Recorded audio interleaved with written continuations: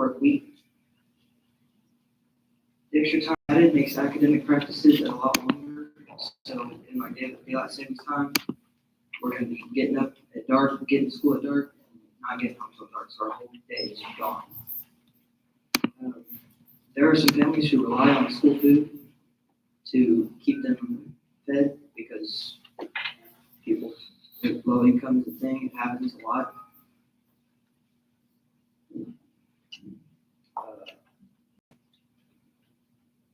Some families cannot afford babysitters or daycare to watch their kids on our off days. That's all I have to say to y'all. I thank y'all for your time.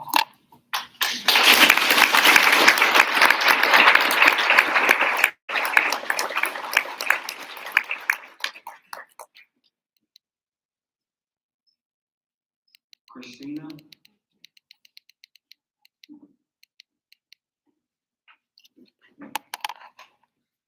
I would have pronounced your last name better from would you like 30 minutes? Or 30 seconds? I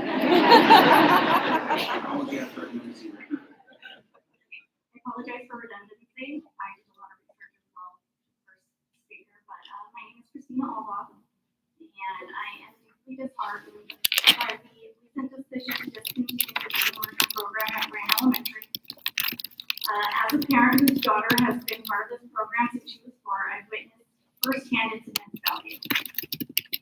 It was the primary reason we chose Decatur School District, and it's crucial for my daughter's continued growth and development. Research from a recent study by U.S. News and World Report underscores the benefits of language immersion for both native and non-native English speakers. It includes biliteracy being good for the brain.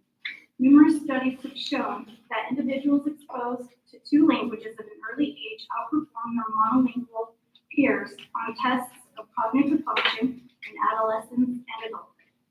For English learners, the dual immersion program helps minimize the achievement gap between English learners and native English speakers that often arises at English-only schools. The program helps them develop their skills in their native language while also learning English more quickly. Because the program generally has an even mix of native speakers of both languages, students from both groups help one another as they acquire the other language. This shared learning allows students to form close connections with each other and develop a strong sense of cultural awareness.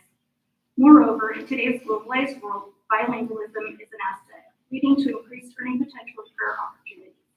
The termination of this program could be detrimental to their future success. I urge you to consider the significant impact it will have on students, families, and staff. As taxpayers invested in our children's education, we deserve voice in decisions of such magnitude, or at minimum an option so that the progress our children have made isn't lost. Thank you for your attention to this matter. I hope you will give careful consideration to the importance of preserving the dual immersion program at Randall Elementary.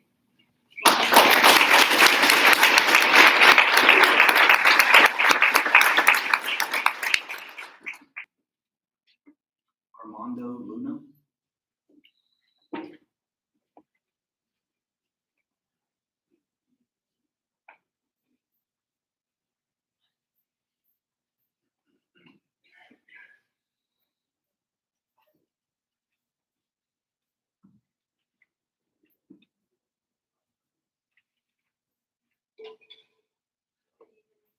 Good evening, Decatur ISD School Board Administrators, teachers, friends, and family. My name is Armando Luna. I'm here tonight to speak to you about the possibilities of Decatur ISD moving to a 4-day school. Last 6 weeks, the 6th grade class worked on argumentative essays. We were given a list of 8 topics to choose from. I chose the topic of a 4-day school because I feel like it can benefit our district in a positive way. Many students in 6th grade are preparing I'm very optimistic about this possible change in my district. Thank you for the opportunity to share this information. Recently, the 4-day school week has become a popular topic as educators try to come up with solutions to budget problems and teacher/student attendance or morale. There should be a 4-day school week because schools will use less resources and it will lessen mental health issues among staff and students. This can help by saving energy and money on transportation and food. Schools can save money on transportation, food, and energy costs, according to NCSL.org.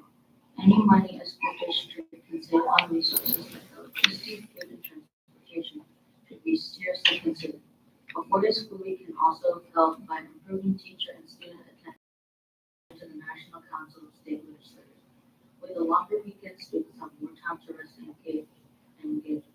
Opponents of the 4-day school week argue that reducing instructional days could lead to a decline in academic achievement.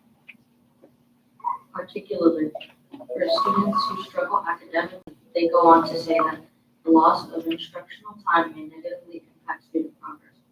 While it's true that reducing the number of school days may raise concerns about potential learning loss, evidence suggests that quality of instruction matters more than the quantity of days.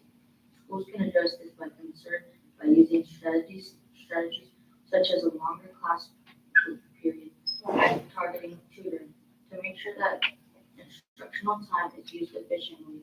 Moreover, studies have shown that benefits of a 4-day school week, including improved academic performance and teacher retention, can outweigh the potential drawbacks. By focusing on innovation in education delivery, schools can maintain high academic standards while enjoying the benefit of a shortened school week. In conclusion, there should be a 4-day week because it will improve student attendance. Furthermore, it will save district resources and challenges and concerns that exist. The benefits far outweigh the drawbacks because implementation of 4-day school week. Innovative steps for the future of education. All in all, 4-day school week offers a great opportunity to address current concerns about education. Thank you.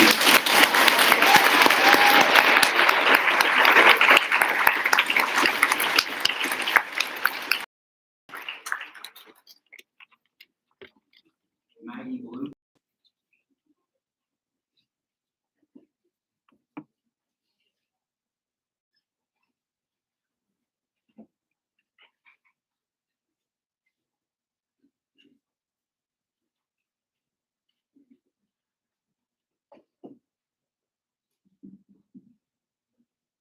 Good evening, members of the board. My name is Maggie Blue. I am the current sophomore class president at Decatur High School. I am here speaking on behalf of like-minded students with concerns regarding the proposed 4-day school week. We do not support the transition to a 4-day school week. I'm sure you are expecting students to cheer their Fridays off, but the reality is most of us are already working many hours in extracurricular programs after school. Most not getting home until 6 or 6:30 p.m. And the extended class time in a 4-day school week would make that much later. Most students anticipate having additional homework that must be completed on Fridays, not to mention programs skating on Fridays, which completely negates the idea of rest for family time. One article stated that the Friday free time is calculated closer to 3.2 hours. Students involved in work will also be affected with the later day and demands of the Friday school expectation list. There is extensive statistical literature and peer resources available regarding the ineffectiveness of 3 main areas of support. 1. Saving time. Due to time constraints, I can't review much data. I reviewed the statistical data from the 7 school districts featured in the February 2024 board meeting held in DEIC. And the district presented information. The illusion data was nearly 6 points higher than our district here at Decatur. The average teacher experience is 10.8 years, which is below state average and also well below our current teachers in Decatur at 12.6 years. Lastly, the average salary for 6 in these districts is $4,733 less than the state average salary. Decatur currently sits at $456 So many benefits. Members of the board, we challenge you to set aside personal opinion and consider these hard and factual numbers and excluded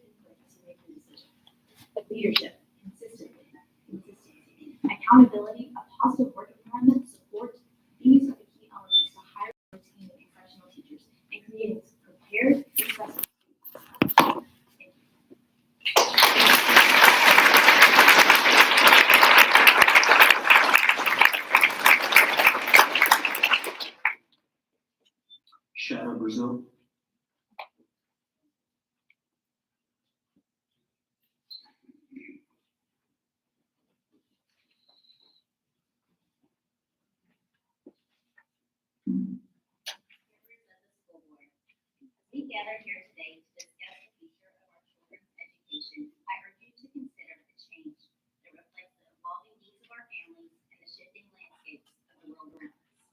I have children that attend STEM Academy and the Middle. Since I posted about this subject on social media, I had teachers reach out for me from STEM middle school and high school who are speaking out because they want and need this change. Today are specializing more than ever, pursuing their passions and interests from a young age. Yet by the end of the week, both students and teachers alike are exhausted, struggling to find energy to finish strong. Speaking from personal experience, I can attest to the toll that a traditional 5-day school week takes on our children. In my high-energy household, by Friday, my kids are drained, and I know they're not alone. Many parents share similar concern in the lack of time for meaningful activities outside the school. My oldest son, for instance, who is a sophomore, made the difficult decision this year to switch to homeschooling because he did not have the time to pursue his passion, training horses, roping, and honing his craft, something extremely valuable to our family. Despite being an A student, he found himself spending more time on screens at school after finishing his work than he did at home, a troubling trend that I know many families are facing.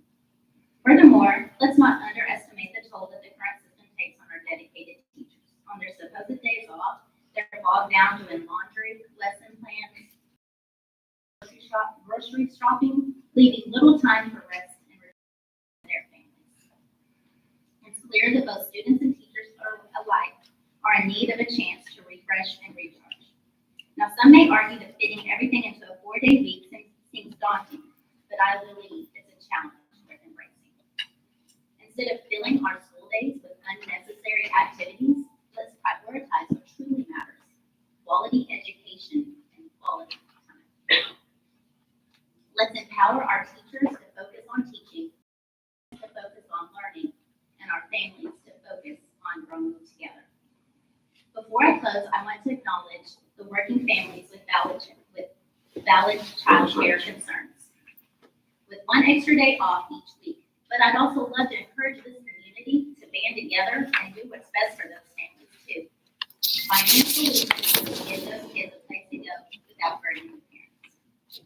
In conclusion, I urge the school board to seize this opportunity for change. Let's not wait for years down the road when the need is evident now.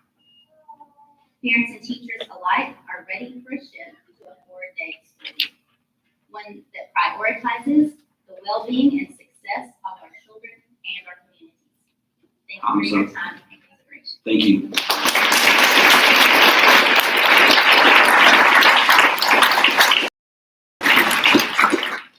Trevor Brazil.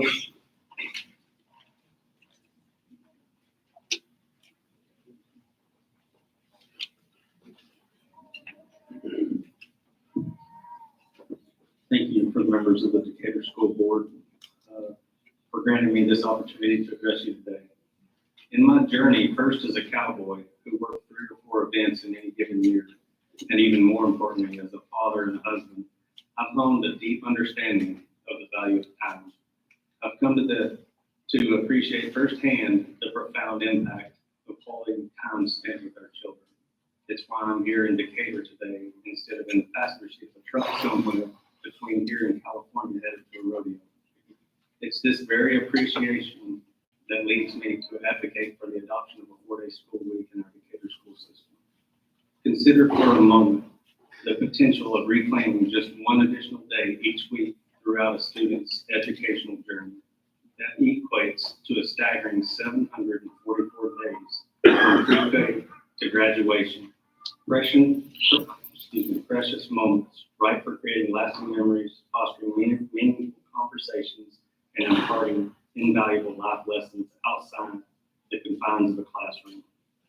For my kids, this looks like extra time outside, off their devices, reinforcing the values of hard work and dedication, values that will extend into their academic and athletic endeavors when they're on campus too.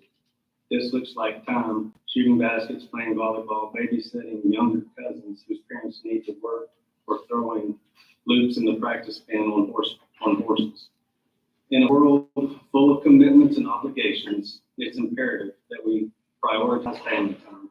By condensing the school week to 4 days, we afford our students and educators the invaluable gift of time.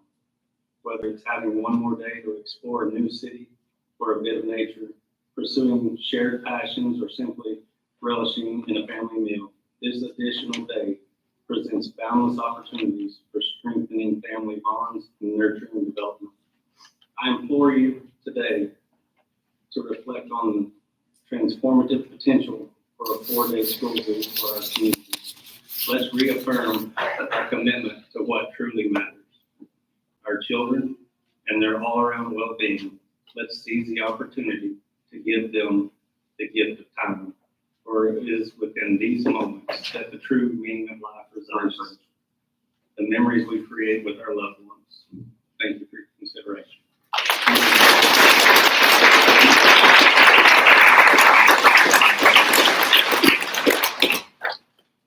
Catherine Roselle.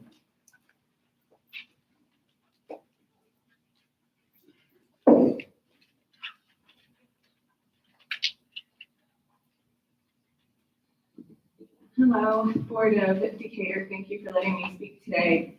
I come here on behalf of the dual language program and the teachers and students of Ryan Elementary. I'm not here to argue the benefits of dual language. I think everybody knows that it's good for children to learn more, to be more successful in their interests, and what learning multiple languages and being fluent in other cultures is. That is of a benefit. What I am here to ask you is if you are not going to reconsider this decision, that you please think about the position that you're putting these children in for the rest of this year. There are 3 months left of this school year, and I don't believe many of you understand how the dual language education program works in much of our community. My daughter is in 1st grade in our dual language program and has not been taught to this point to read or write in English, because the way the dual language program is set up is 90% in Spanish with the exception of math for kindergarten and 1st grade. If you pull this program, these children have no choice but to continue to learn Spanish because you told these teachers on Wednesday of this choice. So how will they be on level next year to read and write and understand English? While I do speak English at home and I am of the means to help my child, many of our families are not. So what will you do then? They cannot continue if you do decide the decision to pull this program to learn in a language that your expectation does not match for them next year. Doing intervention time an hour a day will not be enough for them to do this.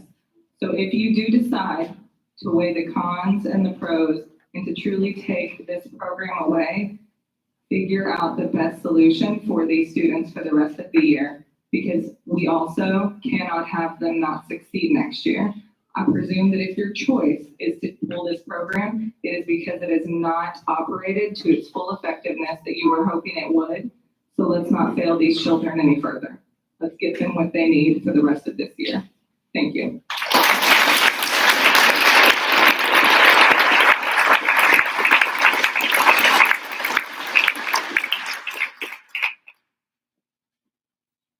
Amanda Garza.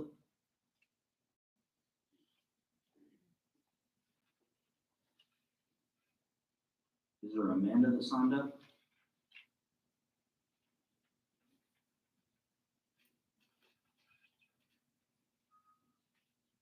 Item number 6, Superintendent's report. All right, first thing I want to say is thank you to everybody that signed up to speak, but as an educator, the kids that spoke touched my heart. And I don't know all of you in the audience that know how big this crowd is or how hard it is for them to stand up and speak, but thank all of you kids for coming and speaking. Let's give them a round of applause.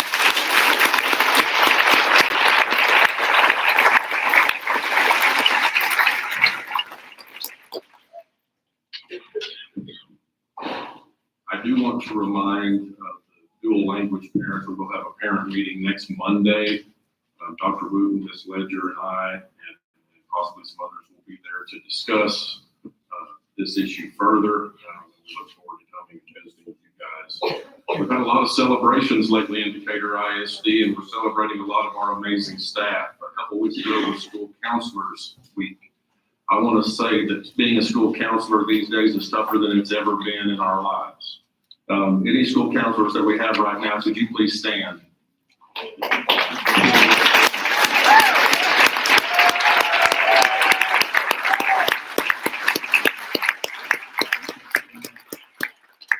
you do each and every day, very, very tough jobs, and you're so valuable. Also, it is Bus Driver Appreciation Month.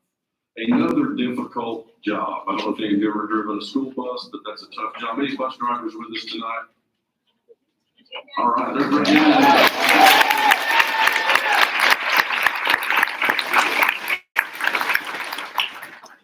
few days ago, we celebrated National School Resource Officer Day.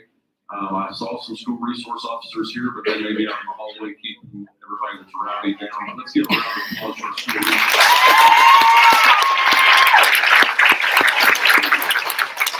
That's it for Superintendent report. Thank you. Item number 7, consent agenda.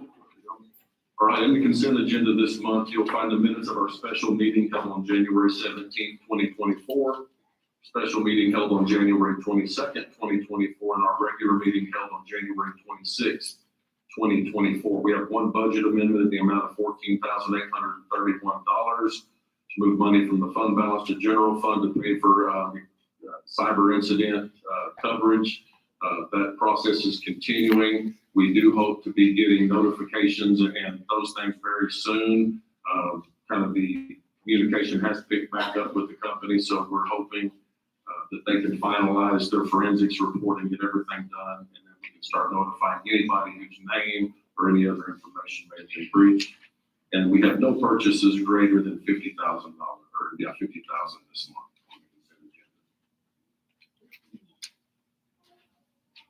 And that's it for the consent agenda.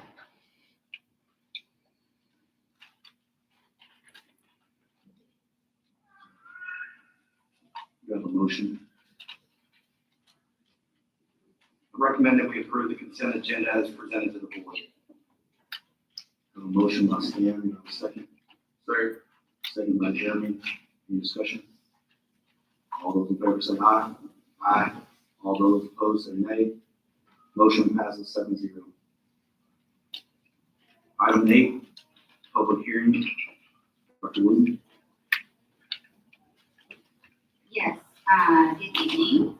So right now, in front of you, I gave you like a packet with the TAPR report. And so we're required to do a public hearing on the TAPR report, even though the TAPR is actually not 100% complete. We do not have an accountability rating yet.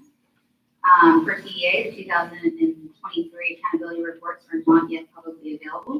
The release of these reports are pending judicial ruling and decision from the ADA legislature during a special call. I do not know when one or the other will happen first. I just know that that's still up in the air. If you remember, we did go over our STAR performance scores back in September and went through each of those by district and by campus. And in those, you did see some STAR performance, academic growth, and closing the gaps. But those are still confidential because those are still pending whether or not those will actually be the scores, because it hasn't been decided if that is the case because of litigation. All the other component scores, scale scores, and ratings are not yet available. District STAR scores have been available since August 2023. They are actually on the district website. Anybody can see those, as well as the reports that I gave back in September. All of that is available for the public. And so really what is new for what the TAPR has is graduation, attendance, and then some CCNR documents. And so I continued with some of the highlights that I just added that attached to it. That's not new highlights, that's what we went over before.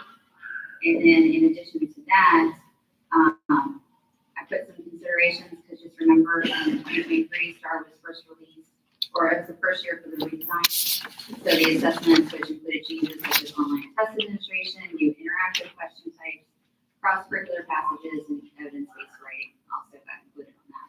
And so I just kept those on there. I'm not gonna spend a lot of time revisiting because we already talked about it. But if you go to your third page with attendance, graduation, and CCNR, class sizes, that is the one that is usually updated. So you can see attendance and graduation and CCNR. On the back, if you flip to the very last page, with the CCMR and accountability, what that looks like for college ready, career ready. For college ready, it means they might have done the TSI criteria, so course credits, meet criteria for AP classes, and then also on-ramps, if you do have an on-ramps class for math. And then career ready is just industry-based certifications and IBCs, and just workforce graduation, and then level 1 or level 2 certificates. So the big push this year has been, even though we don't have all of these confirmed, we've been pushing the industry-based certification, the IBCs, as well as working with AP. One of the changes that's going to happen next year is we have lots of kiddos that take AP courses, but don't necessarily take the exam, which really, if you're going to take an AP course, you should be taking the AP exam. That's the purpose for it. You're looking at some of your dual credit. The AP exam is not obviously required for that, but you can get college credit for that. And so we're pushing those as well and looking at other alternatives like Tarleton College. And then obviously we work with Weatherford ISD. And then military ready, that's not one that we have actually, it's been suspended so far. I'm assuming that might pick up. So that actually wasn't the CCM mark for this. You can see some of the attendance rates. Enrollment, this is on the paper. And this is probably a little bit different from this. But that's newer information. So we don't have ratings or letter grades or anything like that. But this is new information and you're required to have this.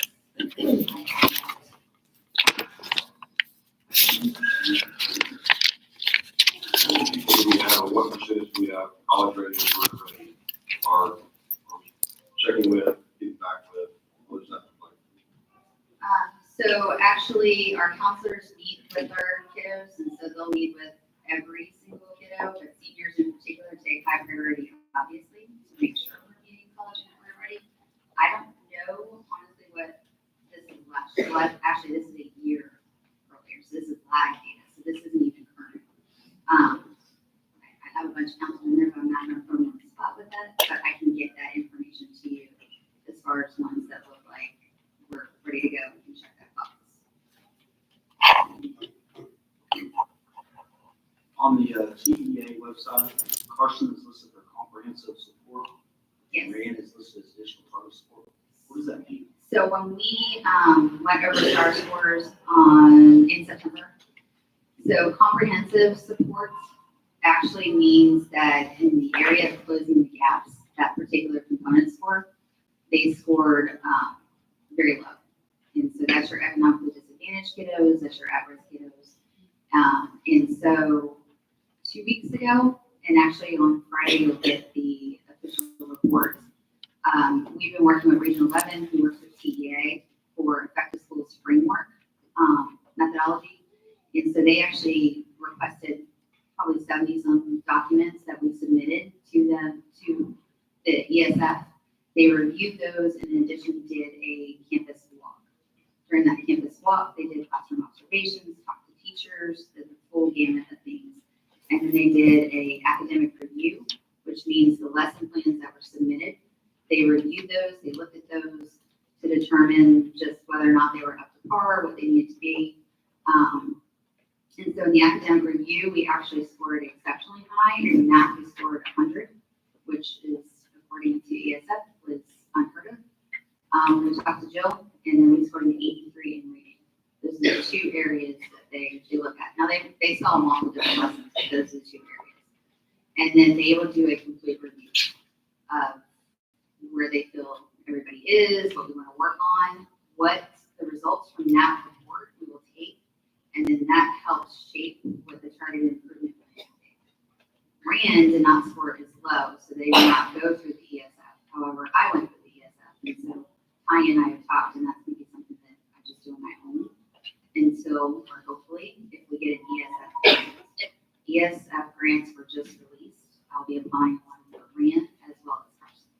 Even though Carson's was paid for, we didn't have to pay for that.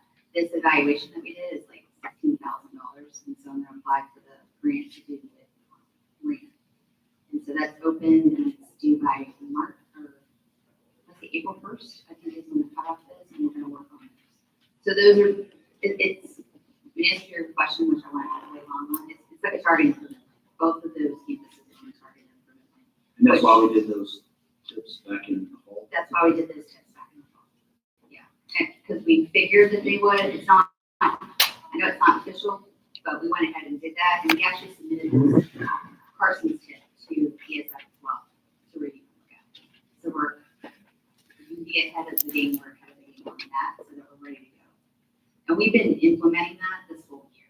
We haven't waited just because this isn't official. We've been doing that. And that's because you looked at the raw score data, correct? For star performance, yes. So you had that piece. So actually, we had that from that slide, yeah. We just don't know exactly what that was translated into, but we used, and that's, and you guys saw all that, and I saw that's posted on the website. How did the English speaking students in the dual language perform compared to like their peers? Okay, so I did not pull all that, it's in the actual documents that are posted, and I can give you some of that, but most of our Spanish speakers, I don't want to misspeak, especially with the audience I have behind me. Let's just be real. So I have that, it's posted on the website, I can probably pull it up and show you, but I actually did do that breakdown with where they were, where some areas improved. For instance, one of our biggest jumps was on third grade, and there was a big dip on fourth, and then we kind of pulled it back up in fifth. I don't have those results memorized. You send that to the board? Yeah. No, I'll click it and I'll just send it to you, because it's all there. So, but a lot of them take the English star, not many take Spanish. And that's all part of LPAC, and because when we assess, especially beginning, middle, and end of the year, where are these kiddos that are in the bilingual program performing in English and Spanish? So we can find out what's their most dominant, so that's the assessment that happens. And that's the LPAC. But I'll turn that to you. Any other questions?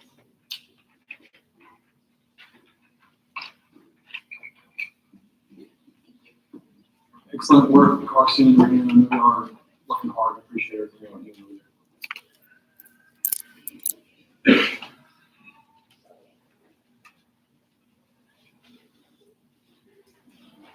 You are.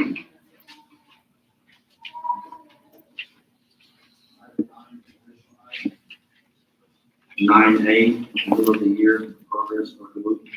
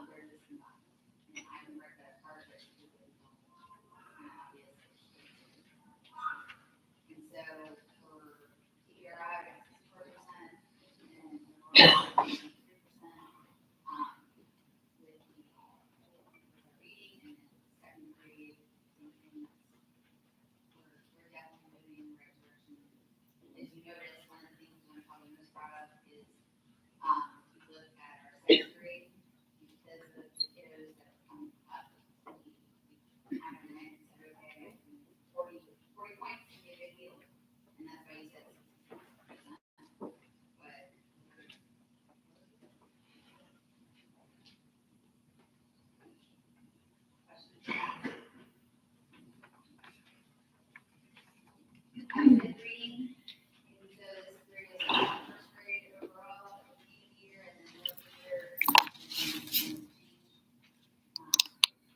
And they're all.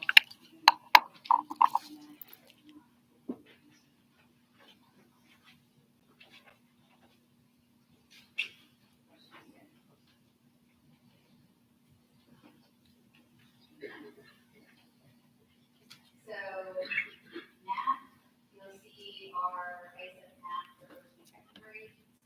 Overall, in pretty good jumps, most all, they have one there and 5 and 6, but, this is first and second grade math.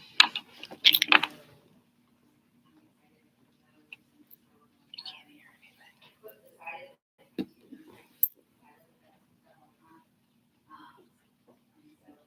Definitely on track.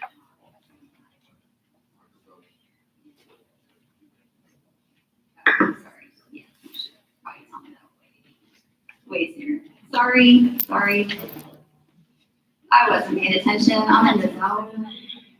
So, yes. So this is ISD math, first and second grade. This is the assessment, and I just put the cohort in there because these are the things that I look at. These are the things I give teachers and the campus administration. Questions with that?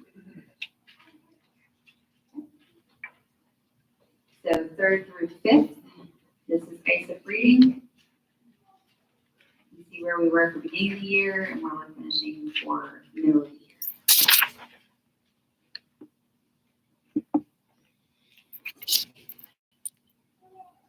Moving in the right direction. Questions? Okay, so let's talk this one. So 3rd through 5th grade, if you look at beginning of the year and middle of the year, you see some of where there's some pretty significant drops. We're not talking 2 percentage points, 3%, you're talking 11 and 14 and so forth. So when I see things like this, then I go back and I start looking at what was last year. And last year was a pretty good dip too. Which is why you take it a step further, you're kind of seeing behind the scenes of what machine learning does, and then you see this. And so this is a quantile trend. And what that looks like, you know how like in reading you have like, we call it black box. So you can kind of see, are we progressing, are we moving in the right direction with that? Well, in math, it's the quantile. And so here, what I want to show you is I feel what we're going to need to do is change what we're using as our progress monitoring assessment, because Eureka does not line up with math. So what I'm showing you here on purpose is to show you you're seeing growth, like you're seeing them move up. But for that particular snapshot, that ISD test, it's not aligned to Eureka. And so we have to find something that's better to align. And then your next question, well, why are we keeping it? Well, we kept it because this is the second year of it. I wasn't 100% sure, like I wanted to remove or keep, or trying to figure that out just by having more exposure to it.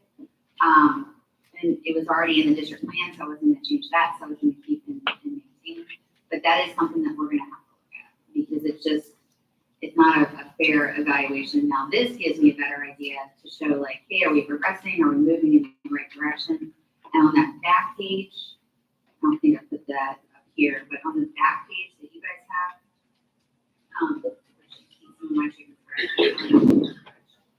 is we pull that up to look and go, okay, so basically iStation gives you like 50th percentile and the 90th percentile.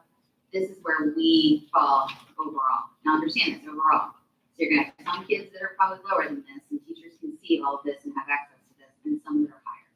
But on average, this is where we're falling, which is right in the middle. So still something I'm looking at, because obviously I want to be at 90th, and I think our scores show where we are, and I think we're doing really well. The CBA is a good predictor, but this is where we're falling right now.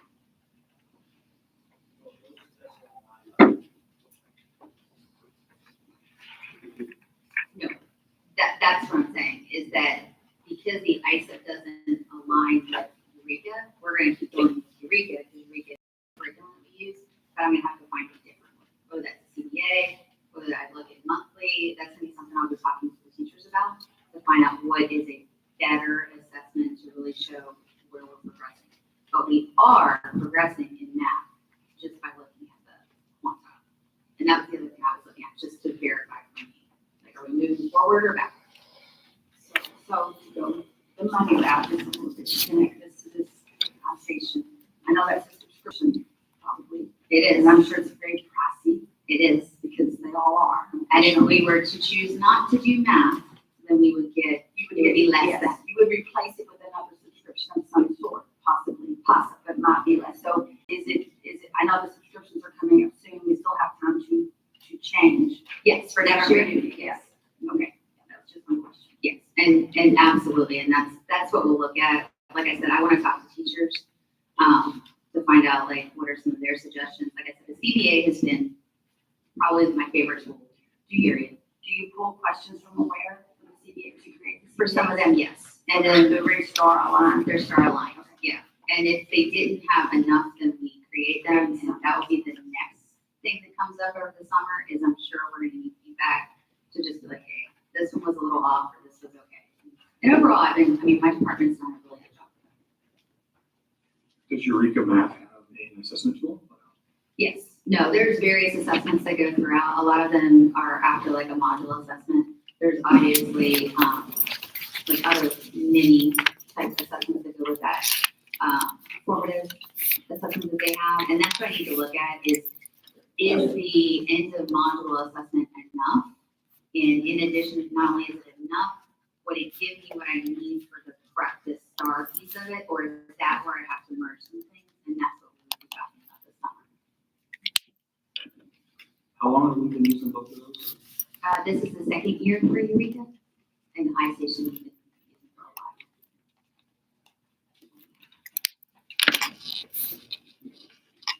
Any other questions?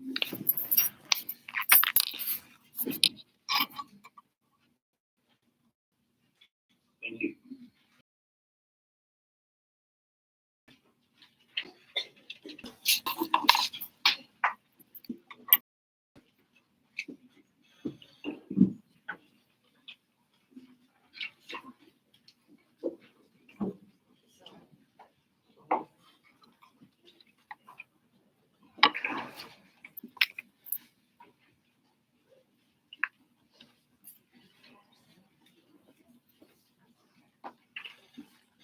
And I have Ms. Carol with me as well because she knows her people in this scenario way better than me.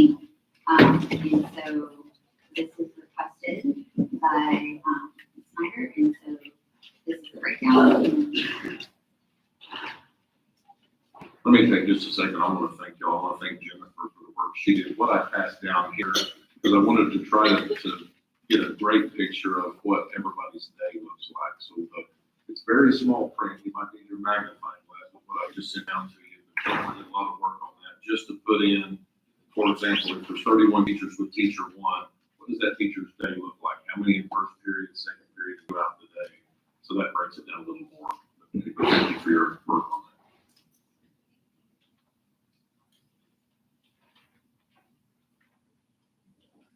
And so Basically what I do, I just took each campus, the teachers, and they have a para that supports them, in their caseload, which means those, in a special education setting, they have to do cards, they are doing progress reports on those students every 6 weeks. Evaluating those students on the 6 week basis on top of providing support services.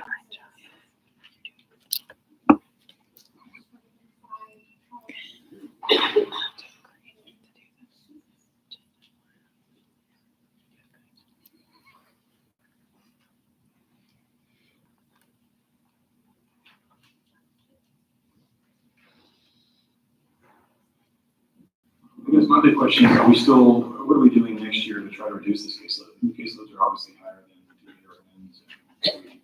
What's our plan for reducing caseload? Dr. Jones, you want to answer that? I mean, I'm fine, and then you can fill in if you want. Yeah, I mean, I was just gonna say, from my standpoint, I think we're looking at every single option right now when it comes to budget. And obviously for everything we add, we cut. And if we're looking to cut overall, anything we have to cut. Obviously, though, we want to be within the law. We want to do things, we don't want to put people in tough situations. So that's why I think breaking this down by saying how many are in that classroom each time. Now, don't get me wrong, if you got 31 students, you're still doing 31 hours. You're still doing a lot of paperwork with that. So, to me, it comes down to looking at the big picture of the budget. You guys can add anything to that you want. That pretty much sums it up. We did meet and discuss staffing, like as a cabinet, just to go over, these are current numbers, this is what we're looking at. One of the things that was asked is to look at this and like, based on this, like really prioritize, because obviously there's needs there, and just what's at the top of the list and moving forward. And that is, we haven't made those decisions yet, we're still looking at that. Yeah, I think basically Jennifer looked at district-wide and certain campus positions and prioritized those in the order she felt like was the most need. And when it comes time to work on budget, we come to the board and we say, here's the list. What funds do we have? How much have we cut? Where are we at with the budget? And then the board can say, this is kind of the line of where we can get, kind of like we did before when we were last summer, when she kind of had that priority list and we said, okay, board, where do we want to get? And you guys were like, let's get to 3 months operating, and we did. And so we added several positions right now. Well, I'm doing my homework. Is the goal TEA standards, or do we have our own internal goals? Do we have it as part of the intervention plan? I just need to know what we're trying to achieve. I just need to know where we're setting our goals at, besides just budgetary. We're looking at. Well, right now, to me, it's 100% budget, because if funds were no issue, obviously we'd be adding some positions anywhere that we're not within TA regulations. So then we have to look at what are other possibilities for funding, because the staffing meetings that Michelle mentioned, we've met with every principal, met with special ed, and those are tough conversations because you're sitting and you're talking about cutting positions. And the goal would be that we can do that through attrition, but just read the paper, get on texasisd.com and look at what some of these other districts just not far from us are doing right now, cutting all probationary, or doing all these things. A lot of you may not know, but the state basically has not funded public education. And so that's one reason we're in the bind we're in right now. And so we're looking at what can we cut, and obviously what can we cut that would have the least impact on the classroom. And that's not an easy question. Again, I'm going to try to rephrase it a little bit. Is there a minimum standard? Is there a minimum number? What caseload is TA going to step in and say you're not going to do that? There is no standard.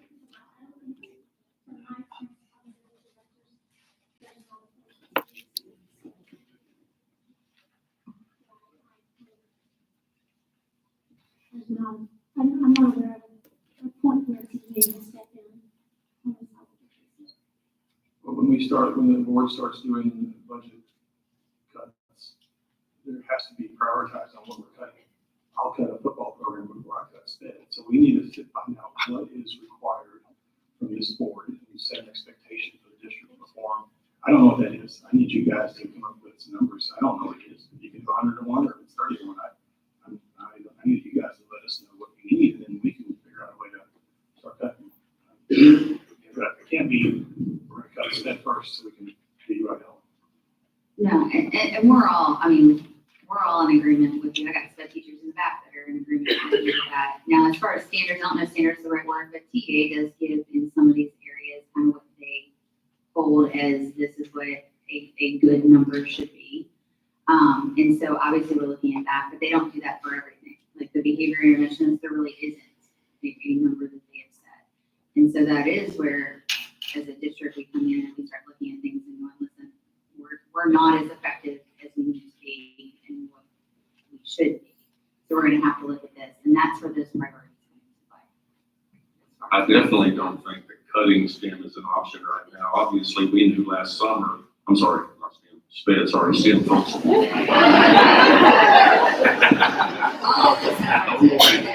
Okay, Cutting sped to me is not an option. Cutting STEM is not either. Just making But sure cutting everybody's STEM listening. is not an option. However, what we have to do is, when the budget allows us to chip away at this over time, and I agree, I think eventually there has to be some specific goals set and some things that are going to come out and say that when the money's not there, then you have to make tough decisions about the timeline when you make that happen. And when we were looking at staffing, I don't remember any, and Jennifer and Cindy, you guys can correct me.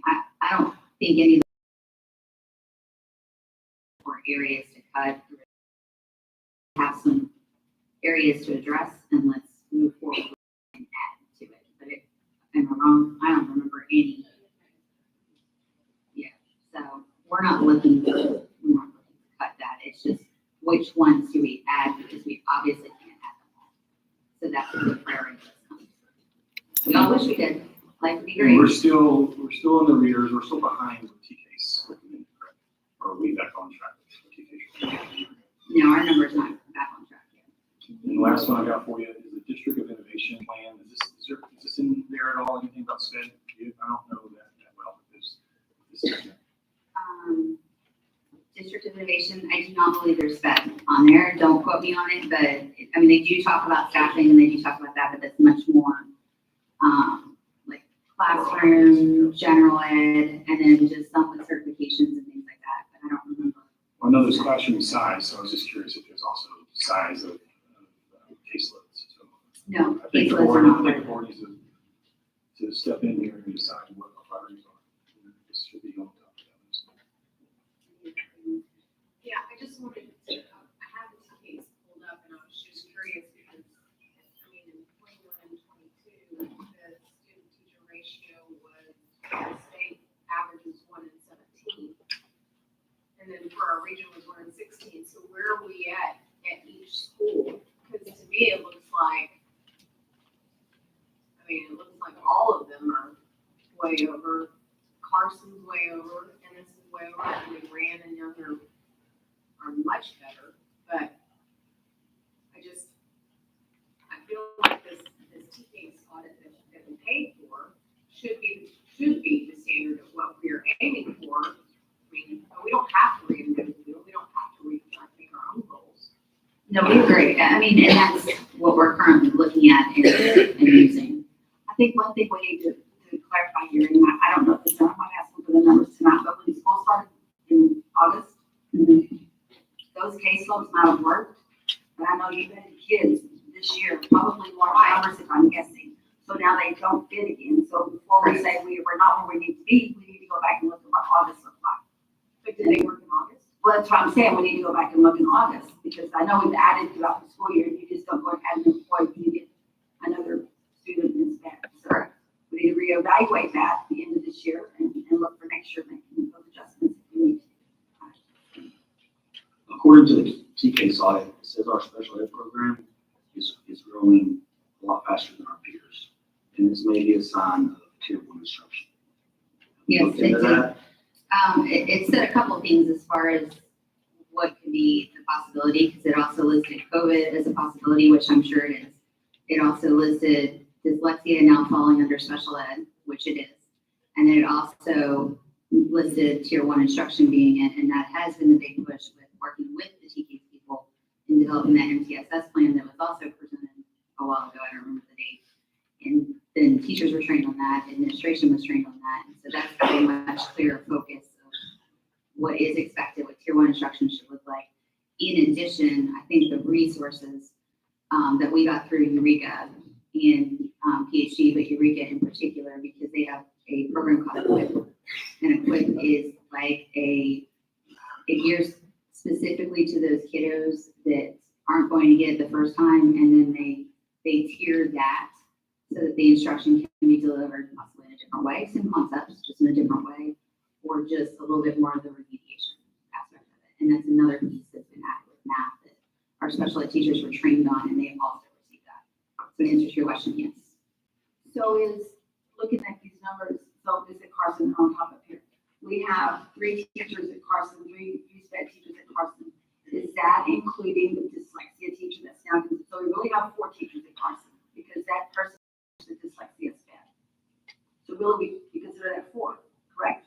We have a dyslexia therapist, the dyslexia therapist is not special education certified. So that's why. Okay, but then next year we'll have to have a dyslexia person that is SPED certified to give, No, because they're the next level, correct? all of our therapists are Cal trained. Right, okay, so that next level, okay. But then are your dyslexia students in these SPED student numbers here? Only if they're providing services by the special education teacher. Okay. So that didn't include the dyslexia. Okay. With all this being said, the TKs and these numbers, how does a 4-day work week play into that? We have 2 slides dedicated to all of that when we go through the 4-day work week. Can I go over it then when we start talking about some of the programming and stuff like that? Yeah, so We'll get actually, much more you were already up here. well, I feel like I'm gonna be standing here for a while. I'll hold off on those questions. Yeah, but we do have that, and then, so Dylan, when we go through the 4-day pieces of it and what that looks like when things aren't, then by all means, if I don't answer, I'll be happy to. I'll ask them. I kind of want to expand on what Dylan said. There's a key piece of this two case, and Grant, this was 2 years ago, right? It says while enrollment has a 3-year growth rate of 153 students, staffing has remained relatively flat. How do you, I don't understand that. I mean, if we're growing, I would think that we would be growing at the same, like, proportion. I mean, why? Why are we, because we can't catch up. How are we gonna catch up? We weren't having this issue with money, when this came out, were we?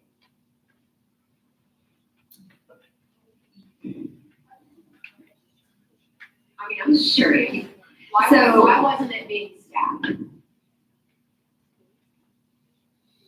So with the staffing, Dr. Jones, you can jump in. I would say yes, that was the first fall I was here that we did the audit, that kind of showed for 3 years that had happened. At the same time, I think what you look at is we had them do a priority list and we added what we could. At that time, obviously, that was done during the middle of the 21-22 school year. And it was actually, I think, in the spring, because I didn't start till November of 21. So that spring, we did that audit. Then it was that summer we looked at, we've added some positions then, we've added some this last summer. But if you had 153 kids and you don't keep up with it over time, then you start having to make decisions about where are we going to spend the money and where's it going to come from? I just feel like the kids, pay the price for staffing, for financial decisions, and, how do we catch up with that? Are we always gonna be behind? Because I feel like we're always gonna be behind if we don't do something. Yes. The staffing that we added was for the growth that we just had for this year. Our T-case numbers in comparison never changed. Am I wrong? No, you're not wrong. And our numbers, if you go back to the TK's report and you look at the, Sorry. no. I think we're making up what we can based on the constraints that we have. But going back to your question as far as like money. So do we get paid more for each one of these students than a normal student? Because they It is are weighted differently. Yes, it is weighted, but let me go back. The state does weight it differently to give us more money, and Cindy could probably be much more precise, but it does not equate to the expense that we actually have with our SPED students. Is that what they're cutting to? STARS is part of that. I don't know. How much did they cut? We didn't cut that 2 years ago, right? No, I mean, Sandy, there were needs. We had more kids that needed services and we did not staff at those particular times to equate to the need that was there. Yes, I think that's where you're going. Yes. I think the other thing that's often, Dylan mentioned about the tier one, tier one doesn't qualify for kids that have needs. And I don't know why we keep going back, focusing on is it tier one education versus the needs. The needs are there, but the tier one. Well, having a good RTI plan, which is now MTSS, is important. And obviously what happens with that is, back when I was an elementary principal, I learned a lot in those few years, and being a former biology teacher, it was a little bit different, but at the elementary level, what I learned with RTI is kids come in, you do a universal screener, and you're gonna have a certain percentage, where there's kind of a cut line, those kids are gonna need some services. Tier 1 instruction basically is the teacher teaching the entire classroom. Tier 2 instruction is that teacher's ability to then break it down and do small group instruction within that classroom and kind of level it off. Tier 3 instruction may involve a math specialist or a reading specialist. Other districts I've been in coming in here, you may have 6 weeks of where you're gonna have 6 or 9 weeks, whatever it might be, of intervention with a student at a certain tier. And you're gonna see if that student's flatlined at one tier, you're gonna bump them up from tier 2 maybe to tier 3. When you get to tier 3 and they flatline, at that point is when you might make the referral to special education. But that strong MTSS plan has to be in place in order for that to happen. You know, the thing about special ed is you can do interventions for general education students. And that's the key, is you've got to start that process throughout the whole issue. And I will kind of point back to the fact that there's been constant turnover and constant change here. So there hasn't, when I got here, there wasn't a district-wide system. Each campus had kind of circled their wagons. And the teachers at one campus may be doing amazing work at that campus, but it wasn't the same thing that was happening at this other campus over here, because there wasn't that district-wide unity. And that's one thing the TK audit did say. It did get us on board. And they've done a great job of starting the process of building our MTSS where it needs to be. Still not where we want to be eventually, but I think from all the turmoil and all the turnover and instability over time, I think we are making strides with MTSS. So, because if you look at our percentage of special ed students, we have an overrepresentation, at least several percentage points above what the state should. So anyway, I mean, there's a lot to it that we want to continue to build on, but I do think that we're taking some steps in the right direction. The issue now is about not getting funded.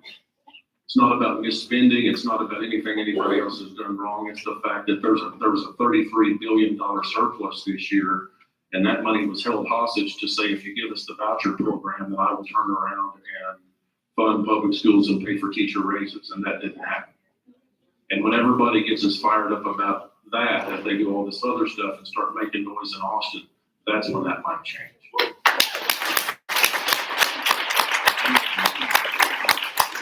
One other thing about the tier 1 is our teacher to the class sizes, correct? And we're distributing innovation, which we're 22-1, 24 with a waiver.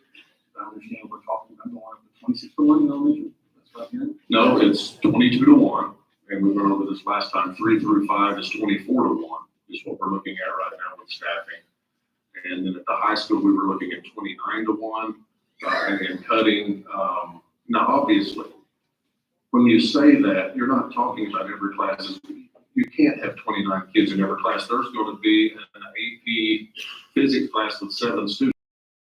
I mean, there's variations, but you're talking about the core classes that you have a lot of kids in. You want to try to use that efficiently. Middle school, due to the lack of space, we haven't increased numbers. However, we are looking at cutting PLCs at both high school and at middle school. 3 through 5, and that was something that Michelle and I talked a lot about, was 3 through 5, you're kind of in upper elementary, you're about ready to go to middle school, so jumping to 24-1 may be a little more doable. I just want to remind the district that K through 4 is under our district innovation plan that's been approved by the board, and it's 22-1, 23 with the waiver. And so it needs board approval. So I remind the district.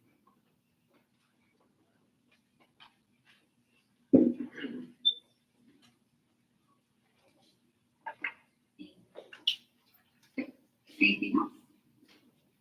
You had SLP numbers doing it, right? Yes, Nan, hold on, no, Sorry. Presentation.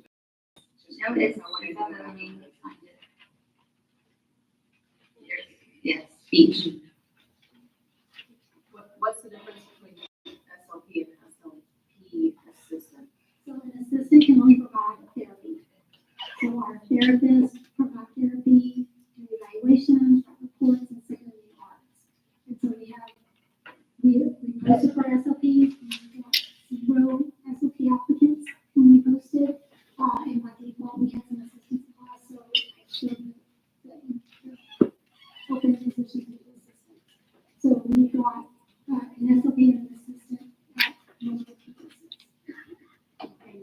numbers to the right, those are their caseloads, correct? 60, Those are the assistants, those are the ones the assistant those are provides the therapy. assistants.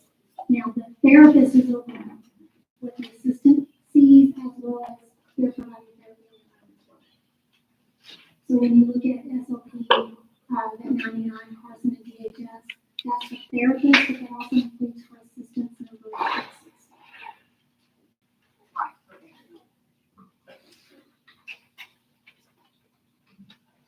You know, what is our pay like? I mean, I know we're in a budget crisis, I'm just curious. Are we competitive? I don't do anything with pay. Are we competitive? Yes, I don't know if y'all remember the ASB salary study that has it all listed. If you don't still have a copy, let me know, and I'll get it for you. But we did make some adjustments to certain things, and basically if they came back and said speech paths that should not be on a level 3, they should be a level 4, we moved them to a level 4, and we took their recommendations. Across the board? Yes, they did salary schedules, but they also did some individuals, and they looked at some individuals and said this person's out of line with the state or whatever. We adjusted every single, that we made every change that they recommended. And then, I'm sorry, I have one more question. Life skills and tasks, those are 2 of our toughest programs, right? Is their pay the same as every other sped pay? Or they have a stipend? I do not really have. Thank you.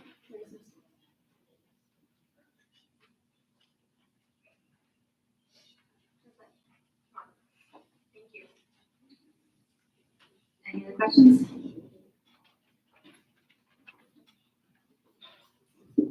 Item 9C, communications report, Mrs. Jones.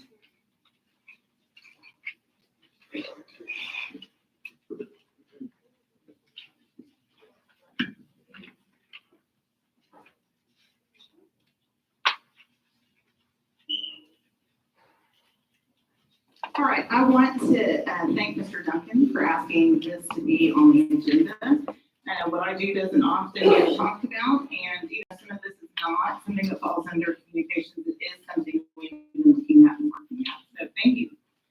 The first thing that we have embarked on in order to try to bring in some revenue to the district is partnering with a company called School Revenue Partners. And School Revenue Partners works with various districts. You can see on the bullet point in the middle there, different districts in Texas they work with. They also work with districts far beyond Texas. Although they do that, they're a Plato-based company, and what they do is sell advertisements. So they do the boots on the ground work. They call people, they come up with your partners that want to have ads on maybe your newsletters or your district home pages or your campus home pages. And they do keep a percentage of the cost because they do a lot of the work. For a district such as ours, it does not have a marketing department at all. And that's helpful. So we thought this would be a good place to start, to have some professionals go out and look for people in town that may be interested in doing this kind of marketing. You can see at the bottom of our web pages, I'll show you in a minute, there's placeholders there, and we currently have people in town getting phone calls. I know they are because they're calling me going, is this legit? And we are confirming that for them. This program I learned about through my colleagues. I meet monthly with North Texas Public Relations Specialists. And they said the first thing you should do when you come into a district is partner with School Revenue Partners because it is hands down so easy. They do all the things and you get some money. We were taking 40% of revenue generated. If an advertiser has called and said, I'd rather advertise but not give money through the company, we are finding ways for them to do that if that is what they choose to do. And many of them understand because they market their businesses themselves that marketing companies often take a cut from that. So it's a great area to start from. The expected revenue for us this first year is really going to be between $2,000 and $5,000. I think the district that makes the most is in Orlando. Can you guess why? Yeah, Disney is one of School Revenue Partners people that advertise all over those websites. So we're on the smaller end, but you can see there are districts across Texas that are various sizes that use this company. The revenue generated from this will go into the general fund, so it's not necessarily earmarked for one thing. However, I know in trying to meet budget this year on our employee recognition, so those are 5, 10, 15-year pins, our 20, 25-year plaques, all of those things have almost doubled in price, like everything else, milk, eggs, all the things. So maybe some of this revenue could be used to offset those things that we typically give our employees upon their achievements. If not, it will go into the general funds. You do have to remember that this could change every year. So earmarking any kind of revenue to this account and pay for this, you have to be ready for the next year for every one of those advertisers to say no, and that revenue not to be there. So it's hard to base a salary or anything else like that on advertising revenue. In any district participating in any type of advertising will tell you that. Here, I just wanted to show you our homepage. And at the bottom of that, you will see these blanks. These are placeholders right here. And that is where the ads will come in. School Revenue Partners will write the HTML code. And then I'll paste it into a web page that I've created that syncs with all of these pages. We have first right of refusal. They do not partner with any type of company or product that would be unbeneficial or harmful for our students to be any part of. So it doesn't matter what your opinion is on some of those products. We get to say those aren't the things that we're going to advertise on the website. And so we get to see every ad before they come up with it and before they enter into partnership with that. And those are also on campus homepages as well. I have a Okay. question on that. Yes. Can you send that, the actual name of who's gonna be calling on the person, but of the company? Because I know as a business owner, you get calls all the time, they say they're part of Decatur and they're not. That way we have an idea that that name comes across, that it's not fake. Absolutely. The difficulty, Dylan, is that I don't have all the business contacts in town to send that to. So what I have sent it to is the EDC. They called and asked me for it because they had people calling them. I sent it to them, to the Chamber of Commerce. Both of those people have released it through their mass mailing list. The city of Decatur also hasn't, as well as our police department, because sometimes when people get calls, they call the police directly. So the next thing that we can do is put a disclaimer, not a disclaimer, but we can put something on our social media feeds and just blast out. But I wanted to make sure you all had the information at this point first tonight before I blasted it on social media. But I have applauded every one of those business partners that has called and checked, because we did have a scam going on recently where people were calling, selling ads to go on a cup that was supposed to be for athletic programs, and all of our athletic programs verified there was no such fundraiser happening. So anytime anyone ever calls you, call and ask. I don't care if I get 500 phone calls, I'd rather have those than somebody be swindled for some reason. Good question. All right, next is scoreboards and score tables. So if you look around at any type of athletic event, you will see signage there. Our scoreboard and score table contracts are 5-year contracts. They are in various locations, and those locations are priced differently, and I'll show you what those are here in just a moment. The previous contracts began expiring in 2020. So your first thought may be, it is 2024. Why haven't we redone these contracts? Well, in 2020, there was no one in this job, even though this job description does not list marketing as the job. It's my understanding that several superintendents ago, that superintendent is the one who actually negotiated the contracts that were currently in use. So as things happen in most jobs where people take over, when I started cleaning out the desk when I got this job, I found a folder that said scoreboard. And I began looking into that, talking with Ms. Watson, Dr. Jones, anyone who had been here in the past that knew some history of these contracts. If you'll remember, right after I was hired, we entered then into 2 bond seasons. And both those bond elections could have changed our scoreboards, could have changed the look of them, the placement of them, could have refurbished them. And so it did not behoove us to go sell ads to people when their ads could have not have been in the place that they bought the ad for. Now that we are not in a bond cycle, we did start reaching out last fall and this spring. And so all 3 businesses businesses that were under current contract have the right of first refusal. So I have to go to them and present to them. I presented to all three of those. That is James Wood Motor, First State Bank, and Legend Bank are the three contracts we had previously. They are all reviewing those with their advertising teams, which often go far beyond their Decatur ISD branches because they are not small numbers of funding, which you'll see in a minute. Then we have some scoreboards, including the ones at the middle school in the gym and the middle school on the football field, which were not under contract. It is my assumption, and I know what assumption starts with, is that those scoreboards were probably helped purchased by the people whose names are on them, and it wasn't any type of contract. And so I am letting those people know it's Wells Fargo, which we haven't partnered with in many, many years. And I bank at Wells Fargo, so nothing against that. I also bank at Decatur and everywhere else locally we can. But it's Wells Fargo, Legend Bank, and James Wood as well. And on the James Wood advertisement in the middle school gym, it still advertises that they sell geos. And so Carrie and Amanda Williams and I had a laugh over that this week. I actually used to drive a geo prism. It was a great car, but they agreed they should probably not advertise those anymore. So we're working on that. So here are our ads. The Eagles Stadium football scoreboards, each one of those top half panels are $25,000 for 5 years. The track stadium scoreboard is $6,000 per half bottom panel. And James was trying to figure out if they used invisible ink when that one was built because it's not there anymore.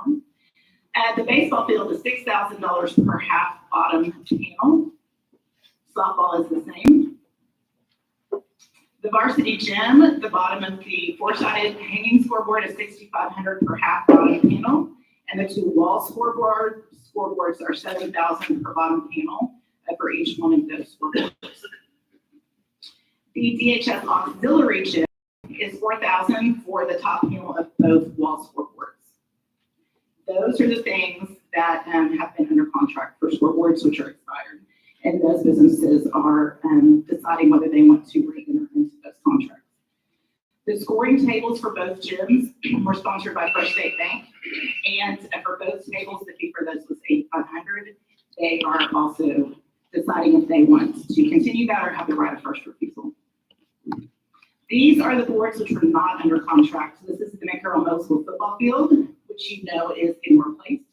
The replacement board is going to have an ad area on the top, which will have two panels that could be 7-foot 20-inch ads, or it could be one long one. We would recommend that if that's two ads, those be $6,000 a piece, which would be in line with the other boards we already have. Here's your geo ad there at the top in the middle school gym, and Wells Fargo is on the other end. So these two scoreboards we could also put under contract since they're not currently under contract. As well as these two that are in the MPB, which is multi-purpose. Some people think these two boards were actually in the McCarroll when it was the high school, and then were moved to the multi-purpose building, and new boards were put into the multi-purpose building. But that could also be our legend, so don't quote me on that. These are up for resale as well. Okay, any questions about scoreboards? That money does go to general fund. I believe last time the contracts were entered into, some research shows that part of those monies were spent to refurbish Eagle Stadium scoreboard because it was very, very poor shape, so it was retained at that point. But the rest of it then went into the general fund. Correct? Okay. All right, so in addition to that, what other marketing do we do? Well, people that want to use our Decatur logo, that is for sale for $200 annually. So if you go into a very cool shop and they have super cute Decatur merch in there, and they should always be paying that logo licensing fee of $200 a year in order to resell merchandise. Any of our clubs in district or booster clubs do not have to pay this fee. Okay? And there's an actual agreement that's on our marketing portion of our website that you can look for that license agreement. Any of our athletic stadiums, you will see ads all around the stadium when you go, especially baseball and softball. Those things are sold by the booster clubs. That money funds team meals, funds team expenses, funds different equipment that the athletic budget doesn't fund. And in addition, we sell program ads, poster ads, yearbook ads. Those are sold by all kinds of booster clubs. And that money, again, goes directly back to those organizations. Actually, tens of thousands of dollars. I've seen some of those booster club ledgers, and they are very, very well supported by people in town. We also have announcer ads. You'll hear those when you go to various sporting events. Those are for band, those are for bells, those are for Eagle Dolls. I work in a lot of districts. Band, Eagle Dolls, and cheer, as well as our football programs. And so those monies also fund things for all of those organizations. Our PTOs on our campuses give tens of thousands of dollars back to the school every year, and all of that money comes from individual donors and from businesses in town. We also have our Decatur Education Foundation, which I am super proud of as being the executive director. Donors give to that organization annually. This year we'll raise over $100,000. Those go back to 0-year teachers, get $100 for their classroom. We have grants. We have 48 grants that have been submitted recently or going through this week. We do Betty's Books for our pre-K. We do Junior Leadership Decatur, partnership with Chamber, and lots of other one-time things that come through. So you might be asking, we didn't ask for any of this, why are you telling us this? And I think that we have to keep in mind as a city of Decatur that while we are growing, we are still a small community who has a limited number of community partners and businesses in town. And every one of those businesses gives to every single thing that I just mentioned. And so when we get in the mindset that we should go ask for tens and other thousands of dollars from the same people, they only have a pot that's so big. And so we just need to be mindful and respectful of that as we try to continue marketing and revenue to the people here within Decatur. It has been brought up for transportation advertising, so ads on school buses. I know that around 2011, the first bus ads appeared. That's when TxDOT and the Texas Education Code changed so that there could be ads on buses. Districts have sold them by the month, by the semester, by the school year, by multiple school years. I've talked to multiple districts. Ads are limited in size by law. They can be placed on both sides of the bus and on the back of the bus. Initially, there were a couple of very popular marketing companies who did this service for districts. They sold the ads, they made the signs, they installed the signs on buses, which included taking off the old signs, putting on the new signs, all those things. There's not one of those companies in business anymore. Why? This was not a lucrative venture for many districts.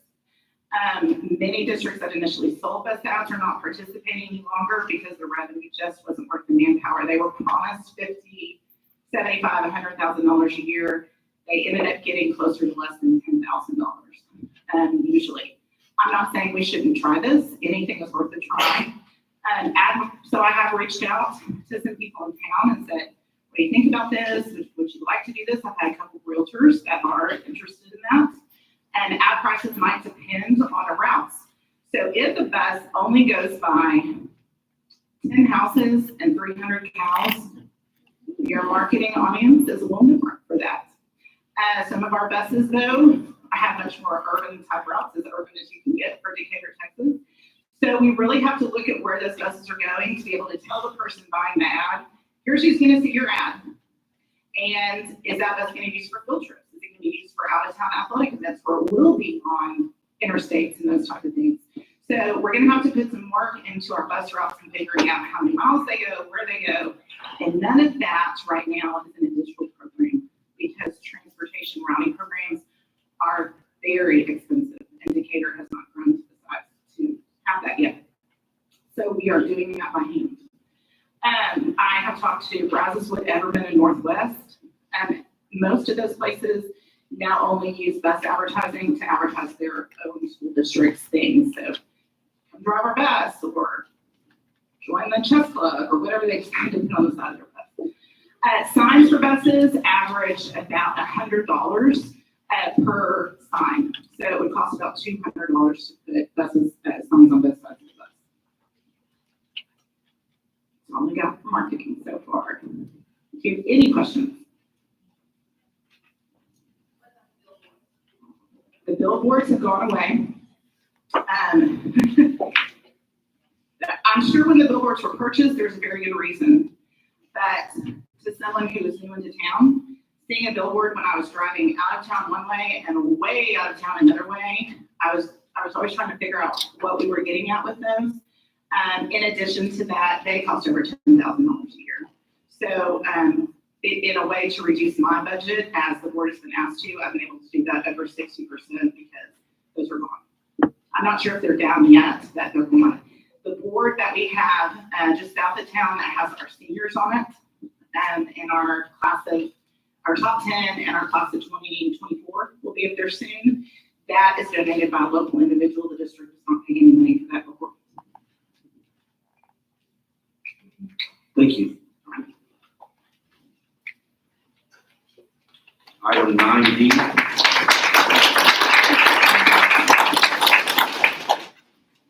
Item 9D, paid participate update.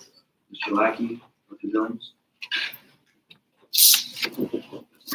Let me jump in here first and send you this list and well, I'll tell you what, Mr. Lackey and I stood right next to Coach Yates last week as he flipped a coin to try to get our game this week to Tuesday night, so everybody could be here to speak on this. However, he called heads and it was tails, so we lost the flip. So Coach Huff is at the game, but Mr. Lackey and I are here. I will start off by just saying what Coach Huff has found is it's all over the place. It ranges from, most districts our size and in our district do not charge for participation. However, there are districts that do, and it ranges anywhere from $20 a student up to about $300 in Highland Park. Then you have to think about the questions, okay, if I'm a parent and I have multiple students participating in sports, do I get a discount? Or if I have a student that's in multiple sports, the first sport, if you look at Alito there, they suspended this in 2020, but if you look, $65 fee was for the first sport. Second sport, that bumped up to $100, and third sport was $350. So they got a little discount the more they did. So anyway, Mr. Lackey, I know you have some information on another district. If you want to share that. I will. I'll also give a score update, as a good principal would. Is Decatur 48 to Glen Rose 32. Woo! Paying attention to everything everybody's been saying. Let's go. In researching this with Coach Huff and Dr. Jones and talking to other principals and other athletic directors and just kind of talking with other districts, like Dr. Jones said, this is kind of a across the board. When you look at different districts, they all kind of do it different. The ones that do it differently, where some do it just for athletics. We've looked into some districts, obviously a bigger school district, Katy ISD, they do it extracurricular, where they charge all across the board for anybody that's participating in any extracurricular activity, whether that may be cheerleading or whether that may be dance or whether that may be in PE or educational training. And so there is school districts that do every bit of it. Some do, like I said, some do just athletics. Some do all across the board with extracurricular. When one we just found, Deer Park ISD, they do a one-time fee, and they also set it up where kids on free or reduced lunch can get a waiver and not have to pay the athletic fee that they do. Wimberley ISD is one that does that as well. And so, like I said, some set it up for a one-time fee. Some set it up for, like Tomball ISD, they do it per sport, where it depends on how many sports you play. And then some, and in looking also in research, a lot of school districts that have this fee, they set theirs up around 2011, 2012, which was similar to a time where there was a lot of cost cutting going on. And so a lot of districts set this up. Some kept it. Some, if you look at their research, when they got into COVID, they cut their fee. That's when Alito did theirs. And I know Dripping Springs was another district that I did research on that started theirs in 2012 and cut theirs in 2020 when they came out of COVID. So that's kind of where we're at with all of the across the board information stuff. And in talking to Coach Huff today, we had talked about a 10% cut across the board. And I think the issue you run into when you've got a high number of students who maybe are both socioeconomic or have different situations going on, I think that Coach Huff definitely was in favor of looking more and saying, hey, here was our budget. Let's cut 10% as opposed to charging students. I don't know necessarily what $20 a student is going to change in the overall scheme of a budget. But at the same time, I think it could put kids in an awkward situation if they don't have it or can't afford it. And anyway, that was kind of his thoughts on it today. Thank you, Mr. Lackey. I appreciate you. And we can answer any questions, or if you do have questions, we can definitely get answers if we don't have them. I'd like to know how many kiddos we have doing UIL sports or extracurricular sports and see where those numbers would be.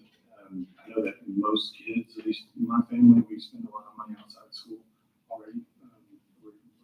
We pay to play. I think most folks do. And due to the situation we have, the amount of money that's spent in UIL, I think we definitely have to figure out if there's a way we can reduce that somehow. And I think also some sports, I'm not sure if they're running uniforms right now. They do, yes. I heard that's pretty expensive, right? I heard it's like $1,500. That's correct. So right now, we're not really balanced. So I think it's something that we need to keep diving into. Thank you.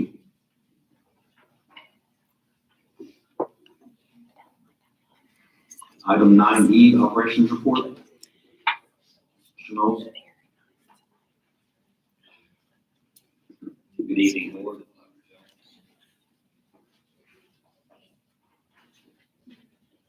You can see your operations report was part of your packet. Work orders are Congratulations. in line with previous months. A couple of big things. One is an update on the Eagle Stadium lift. We've got our architects currently in the process of creating construction documents and plans to bring to the district next month with their fees and so forth for board approval. We are currently in the process of searching for a report from this area that has old geotech data, which would save us $2,000, but unfortunately at this time we've not been able to produce one either in that same area that the city is going to require to be able to check in. Moving on to Ennis, we've run into a pretty good plumbing problem in Ennis. We had this problem last year along the same time, and it has resurfaced again. We've got a 4-inch plumbing line that services 2 staff restrooms and a student restroom that are right there adjacent to the cafeteria portion of the building. And we have gone, it just blocked up again right before the board meeting. This will be about the 4th time that we've had to unstop that pipe in the last couple of weeks. We did have a plumber on site in the last couple of weeks that we found a broken elbow, 90-degree elbow, and a section of the pipe that was replaced. This section of pipe was missing a clean out, and it was discovered about a foot below the ground. It had been broken off. And so that was replaced. This plumbing is not original to is not part of the original plumbing in the original building. It was added after that extension, and I don't have the years in front of me. So it's a little mind-boggling right at the moment of what's causing it. We have meticulously cleaned it and ran a camera down it last week. We actually kept the staff restrooms closed until today. I believe that was last Thursday at school, is that right? We kept them closed from Thursday and they opened them back up today and it's plugged up again.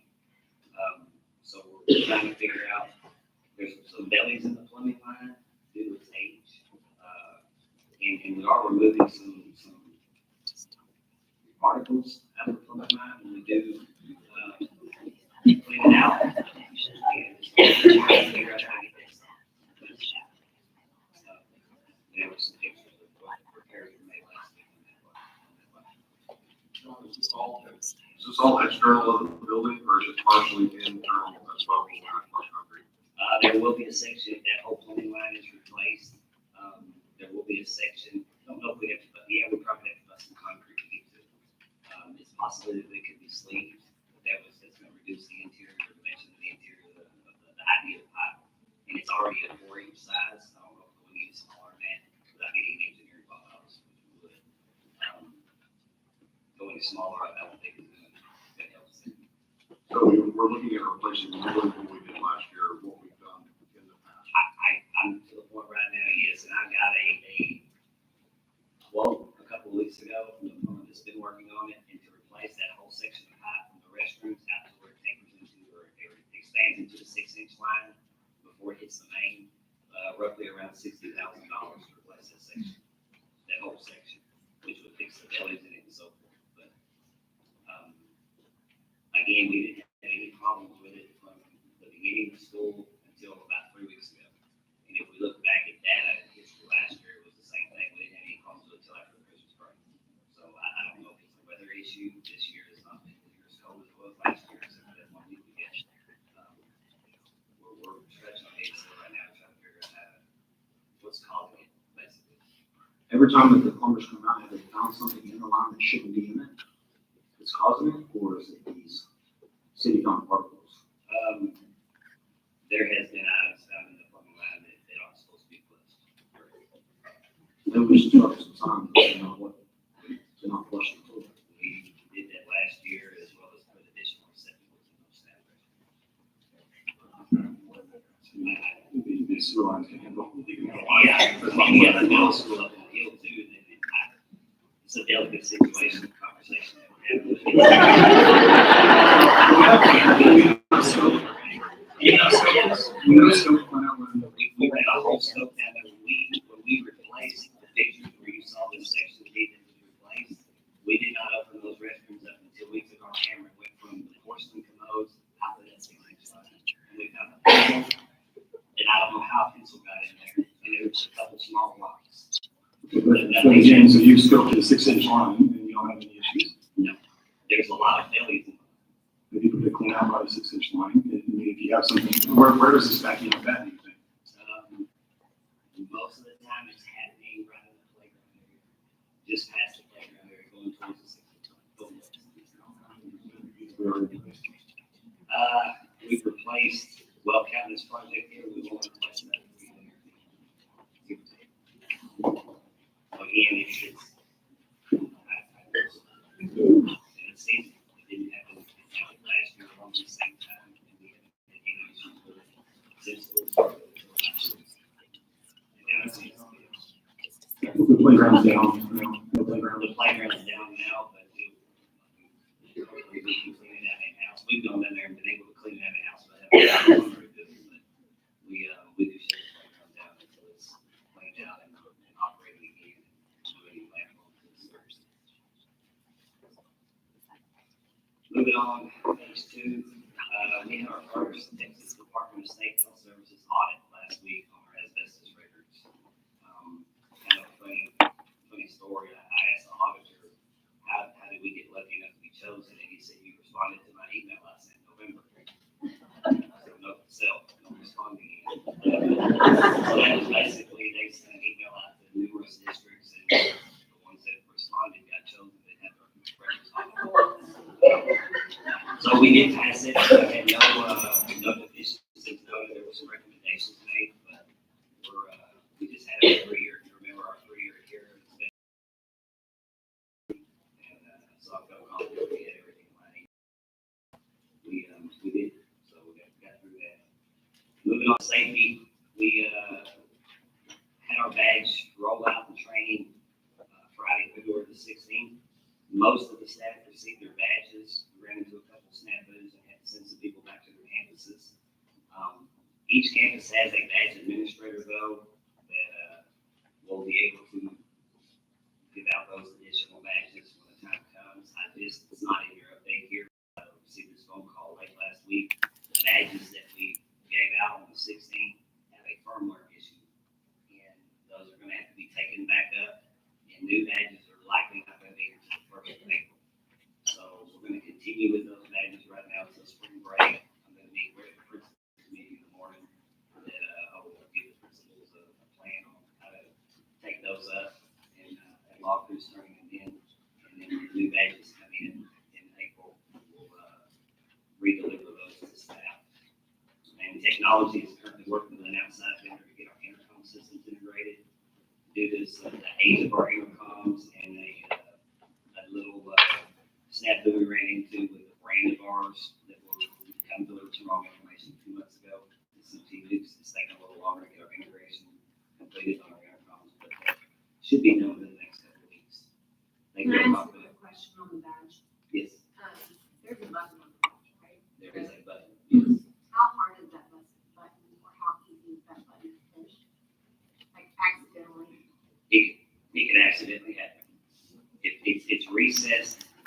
been happening? Have we been? I've received a couple of notifications of an inadvertent press because your badge, I forget what they call them, the administrator of each campus that have the app on the phone to get the notifications can go in and see what that alert is. And when they go and declare it, they can put it as an accident or I think it's called an inadvertent press. How do they know if it's inadvertent? Like, is it? We're gonna, They check with the. they should teacher that respond. did it? They should respond to the person that pushed the I was just curious. But listening to the training, it sounds rather rare for accidental. Now, they did talk about, like, I think it was a band, they had it hanging from their neck and they were walking, carrying the drum, and he did it. And so if you push it multiple times, it'll set off a lockdown and call for law enforcement. So things have happened, and obviously in our training, they talked about how do we try to prevent accidental pushes and all that. The button's recessed, it's not, And pushing it once doesn't do it. it's recessed with the top of the bag, so you actually have to have something pushing a little bit or your finger. It's not bubbled outside. Does that make sense? So it's kind of like a reset, like on Wi-Fi, almost like you have to be intentional. So, Not that hard. yeah, so, but it has to be pressed numerous times. Okay. I was just curious. On January 19th, Grand Elementary underwent a store audit from Region 11, and kudos to Brandon, no issues noted. And on February 7th, Kansas Elementary underwent a store audit as well from the region, and that campus passed with no issues as well. Moving on to custodial, the department is currently fully staffed with no vacancies. And then over the last month, we've been combating the illness that's been going around, and monitoring absenteeism, campus has been sending me updates to us as well as what the percentage is. And we have been either coming in real early in the mornings or coming in over the weekends and doing some deep cleaning, some additional, spraying disinfectants with a special machine that electrostatically wraps around furniture and so forth, so it not only gets the surface but it actually also gets the behind the legs and underneath the seats and some other areas that normally aren't touched by a rag. And so it seems that number has finally plateaued and is actually going in a different direction now for the better. So hopefully we've gotten through flu season, and now with the weather being 90 degrees today, we may be going to the office again next week. We'll help. And then in transportation, as of February 20th, we do have 2 driver vacancies still, and we've got a couple in the works. So hopefully have those filled within the next month. Any questions on operations? I have a question. I was just informed recently that Rand needs an ice maker. What's the situation? What's the story behind the ice maker, Rand? The ice maker for the teachers, or the ice maker in the cafeteria? I'm assuming in the cafeteria. Does that one work? I don't think the cafeteria has an ice maker because they don't use ice. Why would the cafeteria not have an ice maker? I don't do food service, I'll let Cindy. We did in the past. We had ice maker in the cafeteria at Rand.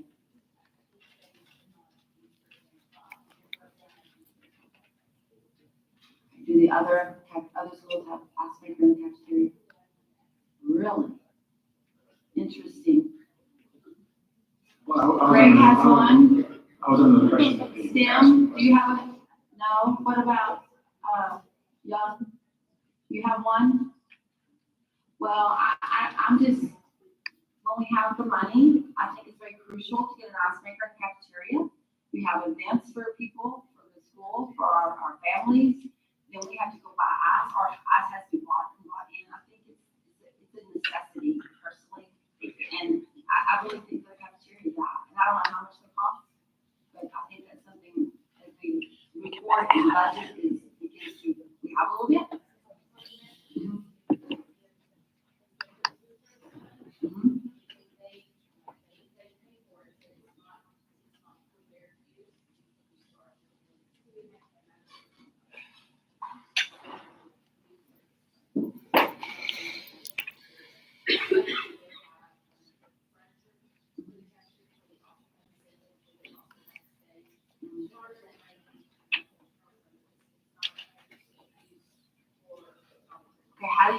how do we, they sell staff lunches, I'm assuming in the cafeteria. Because, I mean, like most of them. And they will also have tea, I'm assuming. And you can have a glass of tea with ice. I mean, that's a paid lunch by the staff. It's not a free lunch, but a paid lunch. And then when you have the kids, I mean, they sit like a stainless steel container out there with milk and juice for the kids, with ice. Well, I mean, we have the milk cases, I get that, but they have another, I mean, some schools will have another stainless steel, this is one thing, like ice, for kids that they don't drink their milk or juice, they set them on there for another student that might want it, that didn't, be worth buying them. I don't know. I think it's a perk, I think it's a really big perk. You wanna make teachers, I think it's easier on my ice maker. I really believe that.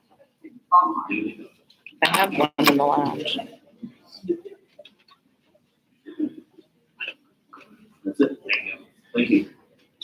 Item 9F, financial information, Mrs. Watson.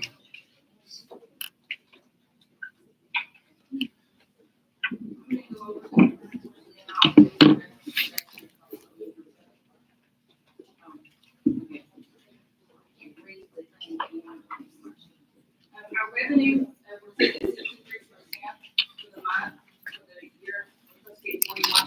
If we look back last year, we were 69%. Part of that is state revenue. We had budgeted the 11 million, which is still over, but not. And then as far as the expenditures, we're sitting at 42%, but you'll also notice that on data processing, will be a half on cyber incidents. That's not, we've had more unexpected expenditures on that line. Revenue, you'll look at the current levy, we're sitting at 66.2%. I know it's not a big difference, but last year we were sitting at 66.6. I did monitor, when the top 10 taxpayers all had finished, paying their taxes. And, this year, they were all very, on the 31st. When I called them on the 31st, they were still going through checks that they had received. So that's kind of just to know that we had some lagging payments, for the taxes. Interest, we're sitting at 355,000.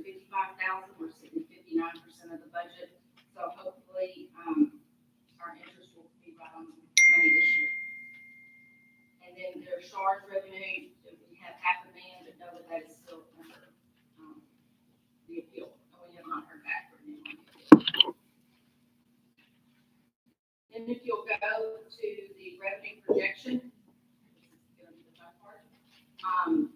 You'll notice that the current levy is going to be $1.2 million. And the reason for that is the appraisal district and the tax office had to go back and do compression on frozen days and for the $100,000 exemption. So when they went and made those adjustments, our P2 value, our freeze adjusted values went down $200 million. But as you know, in the past, we get $9,700 per student. So where the local tax revenue went down, the state revenue went up to offset it. So we were only down revenue-wise, 177 times 9,700 per student for the year. So those always are just a flip-flop. Our bucket's always going to be the same. Which bucket is a little higher, which bucket is a little lower, just depends on the tax revenue. So with all of that said, we are almost $1.7 million under revenue for this year. Because our student average daily attendance was 3,572. You have in front of you the average daily attendance for all of the legal questions incorporated into the workbook. But you'll notice that on the third 6 weeks, we were sitting at 94.6% attendance. So that kind of hit us a little bit, which made the overall be 35.72. So we're down 177 students from what we budgeted to go into this year, which if you multiply that times the 9,700, this year we're going to be.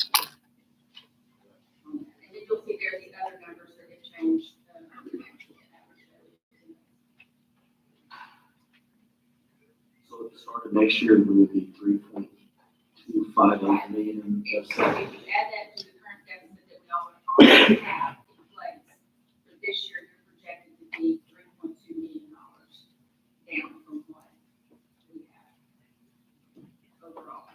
So that's what you're looking into. Depending upon if you can grow, you'll know that the simple thing for the Zonda demographics, they can only show the growth of 50 students for next year. So we would take that into account, look at, and roll all the grades up, what if that compares to where Zonda has us, and then project off of that. I don't project that our tax base is going to change very much. I think oil and gas for this next year is going to be appraised down, and we're going to lose value. We're very flexible in the oil and gas, and so I think this year it's going to decrease on us, and I think the decrease in that is we aren't going to have enough new growth to offset that decrease. So I think our values will stay relatively, unless there's a big oil boom and they start going to producing more because things change in the economy. But right now, they're predicting that we're going to lose value in our oil and gas.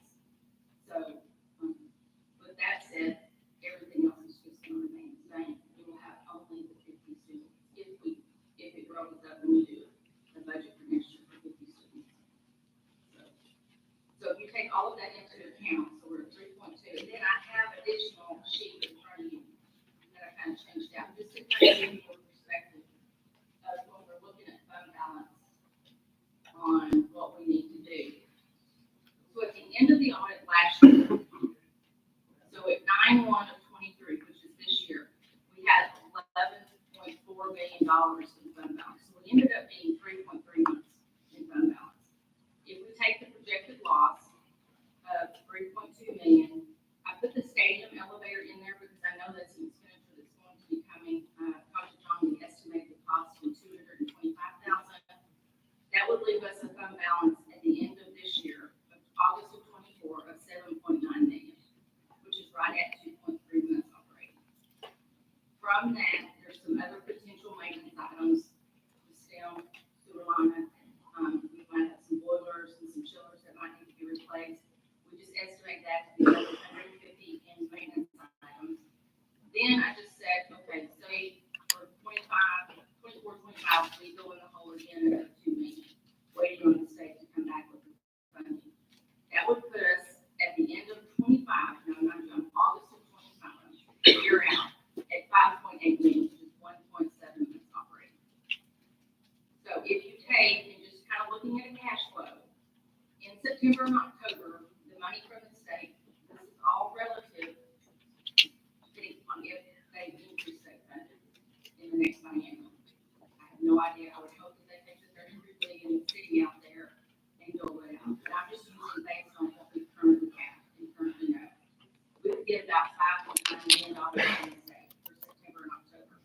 Then you see the expenditures there that we have for actual September and October. This is also assuming that salaries and everything will remain the same for yet another year. That would give you, at the end of October, about 4.7 million in the bank. Then November, the revenue is only 310 from the state. We don't start getting tax revenue yet. Your expenditures are about 3 million for November. Then that would leave you an ending fund balance to start December of about 1.9 million.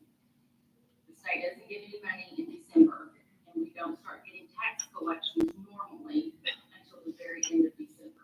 So we would have trouble doing payroll, which would be about, $2.7 million in by the time we get to December of 25. Does this have any of the SHARS cuts in it? Yes, the 3.2 has some SHARs.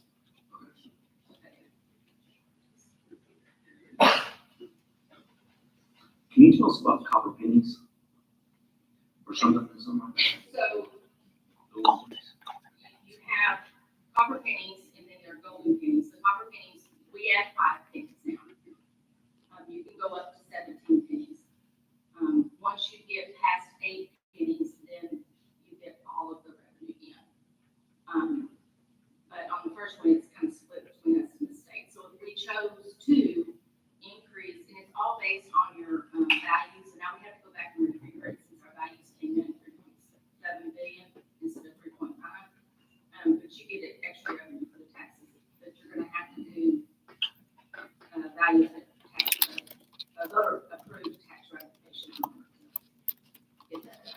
what does that consist of? You would start in July, we would have to have an efficiency audit completed, and after the efficiency audit's completed, then the board would call for a election to increase pennies, however many pennies you chose to go up to. You could do that to help offset some of the budget? Yes, Do other schools do that? several have, yes. Do we have any golden pennies? Well, you have to get past your copper and So how many do we have? we have five.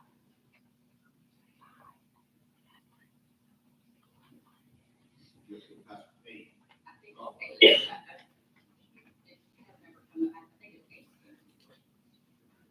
We had figured at one time I had figured that, out that last year. revenue, but because our values have changed, we're probably to refigure. Yeah, I can recalculate that. I would have to recalculate that, but I could get y'all a number if you chose to. And what your budget would be based on, assuming that it would be approved, and if it's not approved, then you would amend the budget, is basically what would happen. When would that election be? The November election. So that's. And they were back paid? That's the kicker. Most school districts, when they do it, it's based on, okay, we're gonna give teacher raises. But we can't give the raise unless it's passed. And so they hold off on giving the raise until they know it's, they're approved or not approved. It's kind of a backwards deal because you go ahead and have to approve your budget based on the tax rate that you're going to levy and then not know if the tax rate will get that revenue. Thank you. How much is our total budget? Expenditure wise, about 41 million.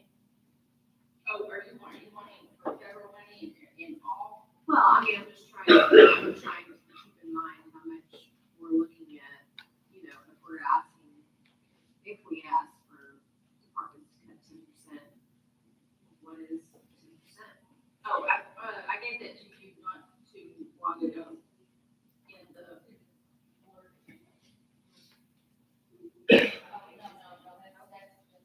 It was like $595,000. If we take 10%. Because it was, Of everything, non-payroll, non-payroll expenditures. it wasn't a rough number, we have 85% of our budget is salaries, take that 15%. The total budget, Well, it's like 600,000. And I excluded, well, no, I had to exclude some software packages that we know we have to have, and that we have to maintain. But everything that wasn't something I knew we had to have for the next year, I included in that list. It was a detailed list that, I didn't bring it tonight, I was just curious. Yeah. And so that even includes utilities and everything, we would say all of that by 10%.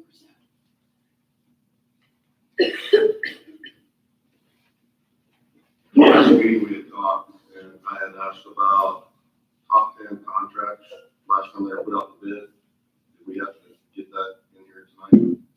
No, I didn't realize you would ask that. As far as contracts that we go out for bid, meaning for, because we are in co-ops, for utilities and things like that, so it's on a need, like, when we have like the sewer project, STEM will bid that out. But there aren't any. What about reoccurring, like food services or anything like that? Do we bid any of that out? It's all purchased through co-ops. Last one we're in Region 10 or Yes, some that kind of was how you region. went with Region 10 to get the co-op. We're in Decatur co-op, tips, was part of we're in several. that we use.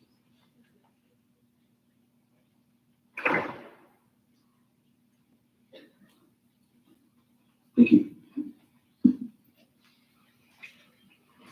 Item 10, action items.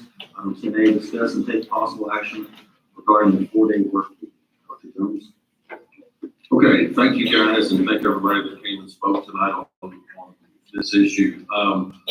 Let me give you a little bit of background. From December 14th to February 9th,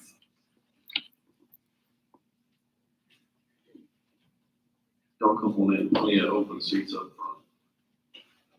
From December 14th to February 9th, Decatur ISD opened a survey to parents and staff to gauge if the 4-day school week was something that could possibly be pursued in the future.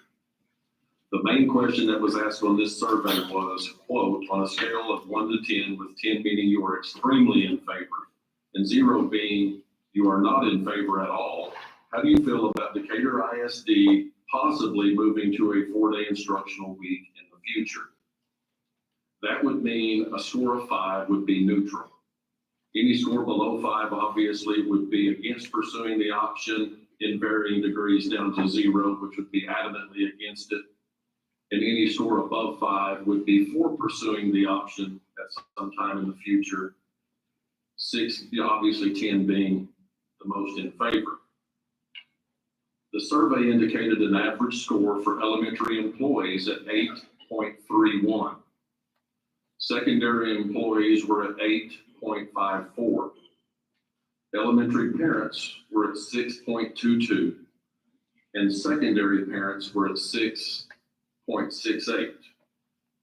So as a district and as a cabinet and a leadership team, we met, and we do believe these scores indicate an interest in pursuing this option into the future. Therefore, we feel we need to begin to educate all stakeholders on what all going to a 4-day week will entail. I do want to clear up one misconception about the survey. When you see 8.1, that doesn't mean 81%. That's the average score.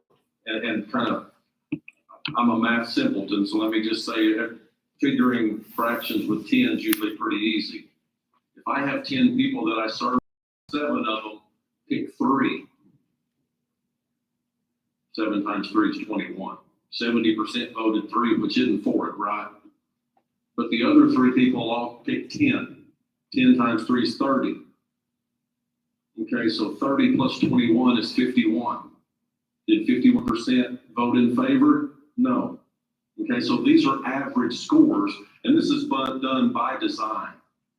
Qualtrics, our survey group, because this is such a massive endeavor with a lot of caveats and a lot of different pieces to it, they say when you first go out with a survey, you need to gauge interest in pursuing, not parity for or against it, because a lot of questions come up. I even had a principal say, I had a teacher come to me that was for it, but then when they heard, well, we may have to cut out some of the fluff. And to some teachers, the bottom line, creating an experience for kids in a school matters, right? And so, hey, we don't get to go on as many field trips, or we don't get to have the parties, or we don't. So there's just a lot to it that comes up. But I will tell you that we do feel the survey did its job, and that is, it told us that, hey, there's an interest in this community between parents and between community members to definitely look into it in the future. 2 weeks ago, tomorrow, 25 of us met, and it was myself, entire cabinet, 6 principals, teaching and learning staff, assessment, payroll, teams, benefits, food service, transportation, operations, custodial, and HR. And if I'm leaving anybody out, I apologize. And the overwhelming majority in the room felt like this was a positive endeavor and something we should pursue. However, they felt like it should be something that we should actually spend time and work on. The majority of districts that do this take between 1 and 2 years to make sure everything's in place. So the overwhelming feeling in that room was to look at implementing it for the 25-26 school year. Having been an educator now 33 years and finishing up year 14 as the superintendent, I believe that major long-term district-wide decisions require stability in order to be well executed and built on a foundation for long-term success. Decatur will very soon have a new superintendent. And we all know since 2017 how many of us there's been. We're getting ready to have 3 new board members. After the May election, our longest tenured board members will have 2 years. We will have 2 others with 1 year and 3 new board members. Until there's stability on the board, there won't be stability in the superintendent seat. And until there's stability in the superintendent seat, there's not going to be stability in the district as a whole. So I strongly recommend that the district allow the new superintendent and the new board to come in together and spend the time it takes that every district I've talked to and the research we've done says it takes, and look at implementing this in 25-26. 26. That's the recommendation from the outgoing superintendent. Obviously, the board's got a tough choice to make because we all feel like we've got to do something for our teachers. Not a doubt in the world about it. But doing it right and doing it with a foundation for long-term success is something that we feel is very important.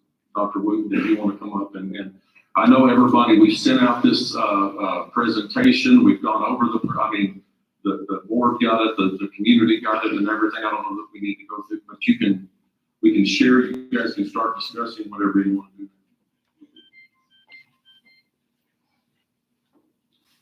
I don't feel we need to go through the slide by slide. We've all had it for 7 days and the community's had it. But I definitely think we can open up to questions. Okay. So, If anybody disagrees, Well, we want to go I'd through the like to hear slides. what the DIC had to say. They've been working on this a lot longer than December. I'd like to know what they had to say. The folks actually been working on the calendar that put together. I'd like to know what their thoughts are. I'd like to know what teaching and learning thinks about implementing this. And because it's easy to say that we can't do it. That's easy. But let's find out how we can do it. Let's find a way. Let's find the method that we can do it. And that's what I want to hear. I can list off all the cons, but let's find a way to make this happen. okay, so what I'll do is, I'm not gonna go through every slide, but I am gonna just kind of flash through, that way if questions come up, and then when we come to those particular areas and their questions, and we'll proceed like that. Does that work for everybody? Okay, so potential benefits, like, Mr. Barnes said, everybody's kind of seen that as far as, obviously, the big one being teacher retention.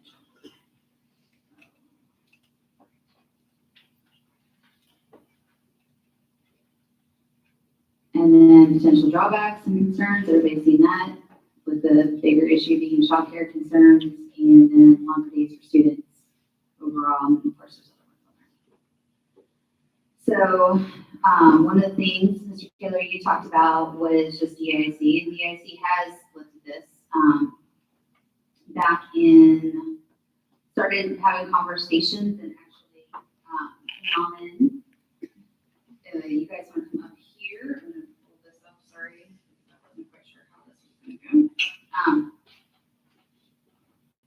And so I do have two members of DEIC that are gonna talk a little bit about this, because they actually did do a lot of research with it. And so if you guys want to kind of introduce yourself, talk a little bit about some of this, and then we can go on. And if you're not interested, we can kind of take a break and just look. Can you explain what the DIC is as well?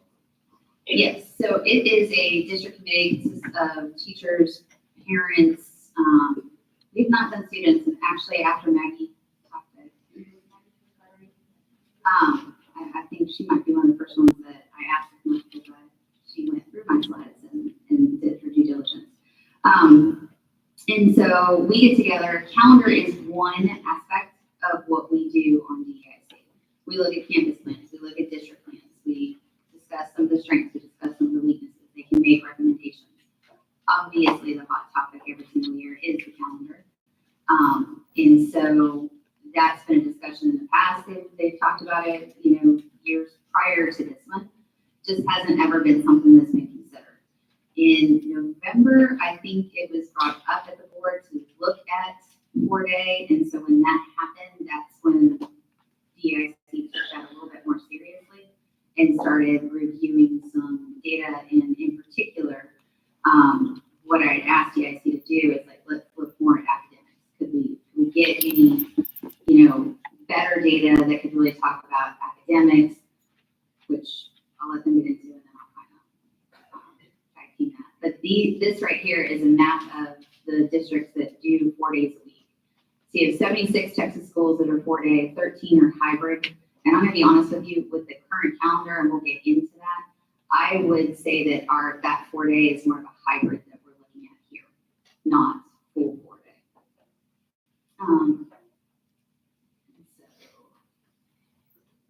you guys want to?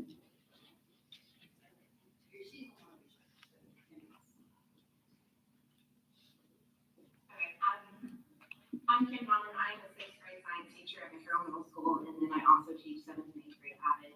At the December board meeting, I think it was determined that the board said they wanted more data, both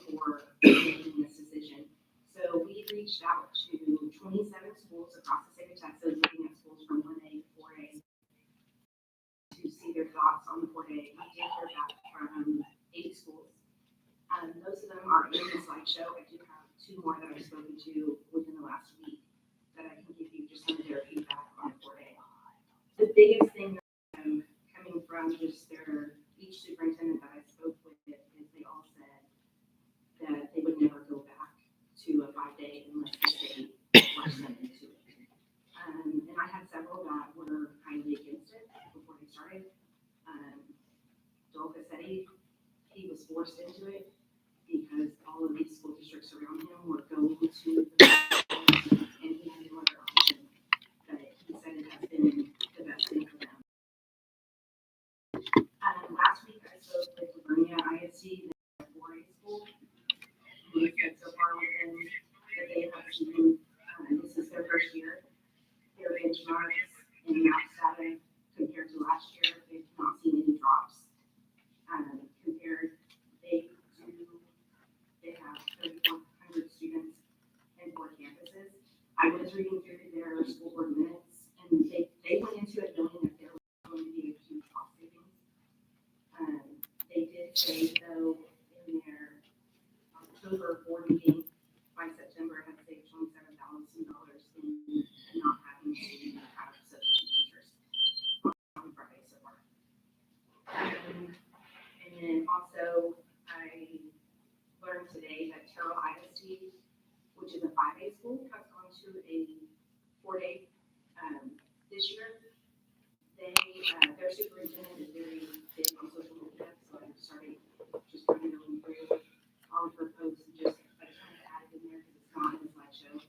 She said their attendance rates are up 2%, their discipline is down by half, and when they announced that they were going to a 4-day, their teacher applications quadrupled from the previous year.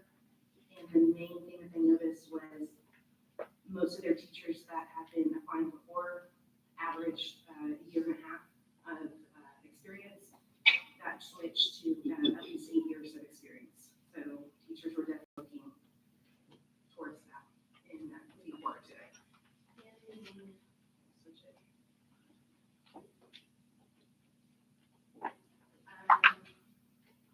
So these are just the feedbacks that we got from each school district, kind of just highlighted what they had to say. You've seen all of this.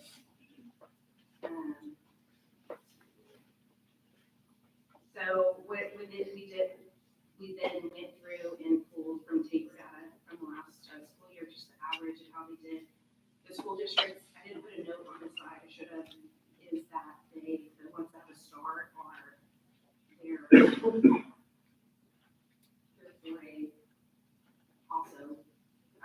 They were districts that compared to Decatur. So most districts, they did see growth. There is some that have where it did drop in numbers. I bet you're going to see that. I mean, within even our own district, we're going to see that added.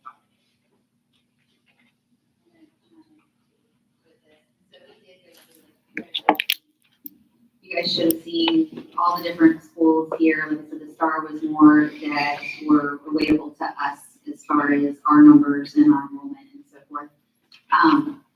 And so what I'll say from a academic perspective is most of, like, for mental wealth, when I talked to some of those superintendents, they were very, and even Athens said the same thing, is that those that show growth, they are not comfortable saying that the growth was because of a 4-day at all.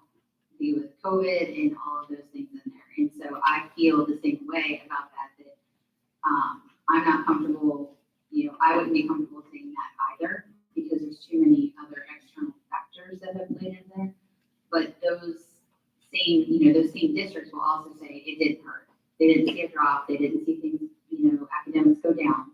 And if you look through these, the way we did, you'll see that there are areas in which some went up, there are areas in which some went down. That's why I say from an academic perspective, I'm not comfortable saying based on the research that we did that it would be overwhelming one way or the other. I'm not going to contribute that to the success of it, nor would I say that we went down. Does that make sense?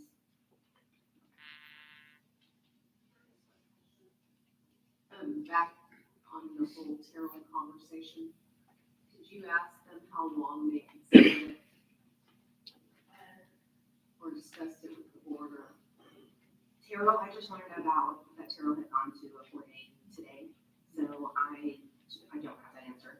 I do know from Livonia, who they're 4-day, they, at the end of 2022, 40% of their teachers left, and so the 4-day was 88 teachers. The 4-day was their solution to try and bring teachers back in, and they started the year with no vacancies, and they did the 4-day, not that same year, but the next year. They did their survey the same time that we did, and we started everything after around spring break. So basically, it would be comparable to what we're looking at. To implement it. Yeah, awesome, from my understanding. They did a assessment. They are currently, yes, and they are in, the superintendent said that they are happy with the decision.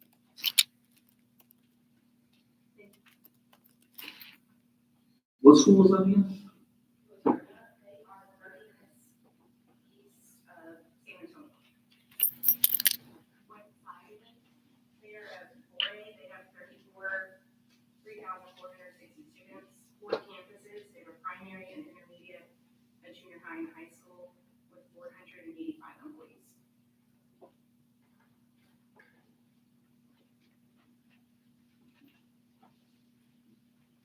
So that's primarily the research that DIC did. They looked at more of the academic side of things, and then obviously they had input into the proposed 4-day calendar. Where you're sitting, there is a copy, like a larger copy, just because I recognize none of you are as blind as me, but I cannot do that off the computer screen. So you have that copy in front of you. 4-day is option 2. And then option 1 is, and I quote, traditional with that, just like I'm quoting 4 days with that as well.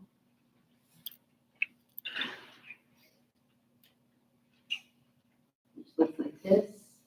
And so I'm actually going to away from that one and just go to this page with the proposed calendars and then just some of the highlights of each one.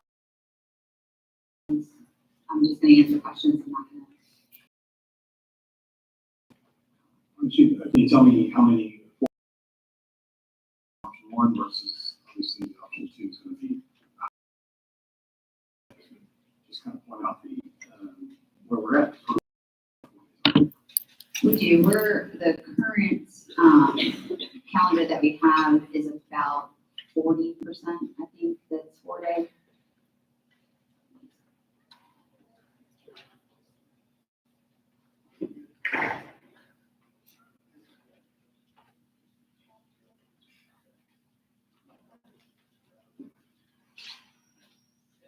So currently we're looking at the current calendar right now, we're about 40%. And then if we go into the traditional one, that's going to be, I think, what did I say, 49% of a 4-day week overall. And then if you go into option 2, which is the quote unquote 4-day week, that's 89% of a 4-day week overall. Is that what you're asking? Yeah, I just wanted to kind of point out that we are doing, I think there's 19 4-days right now currently. And so we're already doing a lot of days. We're just going to be adding on more. If that's what it is, yes. So how does that work? I see we have built in 2.5 days for bad weather on option 1 and then I'm confused. I'll do it this way, so then this is a little bit easier for you to see.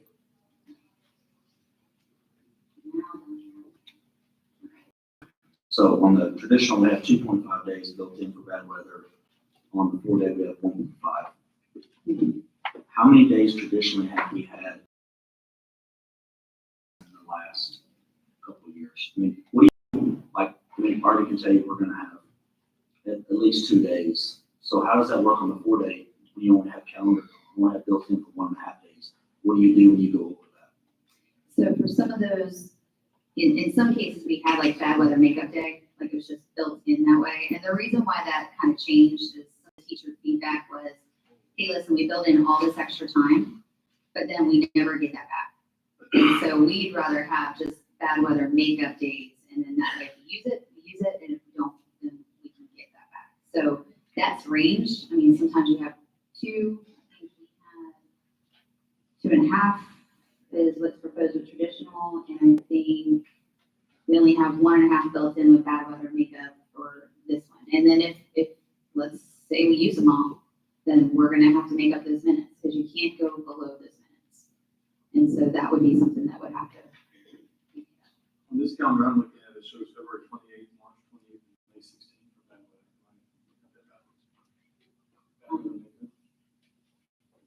It's showing 3 days. For this year? No, the option 4, or the option 2, rather, 4 days. Yeah, we have the 4-day one, they're built in extra. So for the 4-day here, built in excess minutes would be 745. I don't know.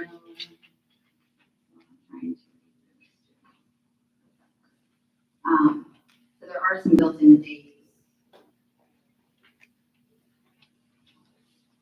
So what do you do if you have some again and we're out 7 days? You just So we schedule have those, be transparent and schedule those, let people know that, hey, on these days, we're gonna have school.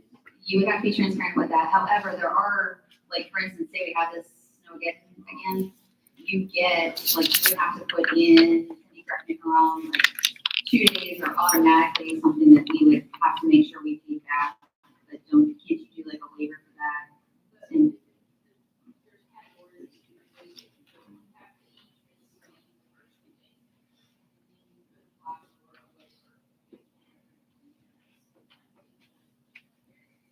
So how does that do with your daily attendance if you have to eat those days? Does that affect your revenue if you have to eat those? Okay, so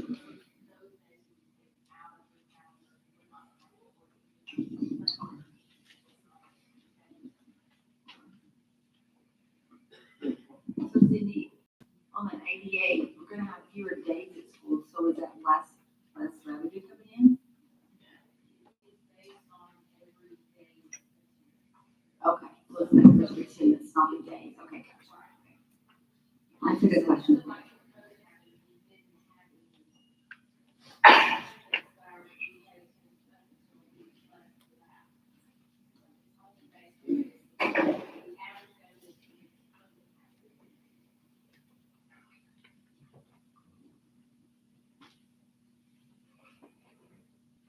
And so same information, just kind of, a little bit differently on the screen. As far as the minutes and making sure that we're meeting them as required. Do bus routes have to run earlier for elementary? They will. And it's by 15 minutes, and Virginia's back there. Is that correct, Virginia? Yes, ma'am. Yes, ma'am. What time's that first pickup in the morning? For our little ones. I'm sorry. I don't know what time that, I don't know what time the first pickup is, I don't know. I had routes that before 6, I had 3 routes that at 5:55, first pickup at 8. So you'll probably get the second route at 6. 6 o'clock, 6 a.m. So that would be 6, and then 6:15 is the first pickup. Latest drop off is about 5:25, 5:35. Our routes are pretty long, they're like 30 minutes long. How do we handle the pay for bus drivers? Because they're now going to be one less day. So I'm gonna go through here and just so you know, like, this whole presentation's been created by obviously multiple people within cabinet, and so I'll kind of go over this, but like staff stuff and like if you have questions with that, then we're going to answer that. But we do get into transportation and bus drivers and stuff.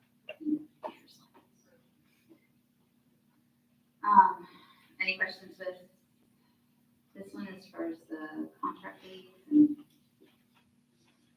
think there were some questions out there on days and losing retirement. Can you clarify that,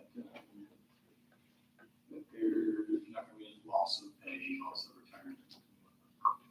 retirement? Yes, and sorry if I say something wrong, she can correct me or Meredith can.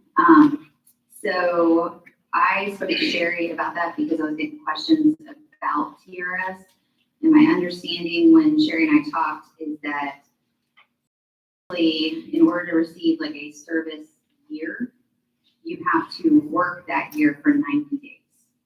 And so if we are reducing the amount of days that we're working, a lot of times that might happen possibly depending upon the calendar before December or closely after that. If we're working less days with that Friday gone, well, it's going to go further into January.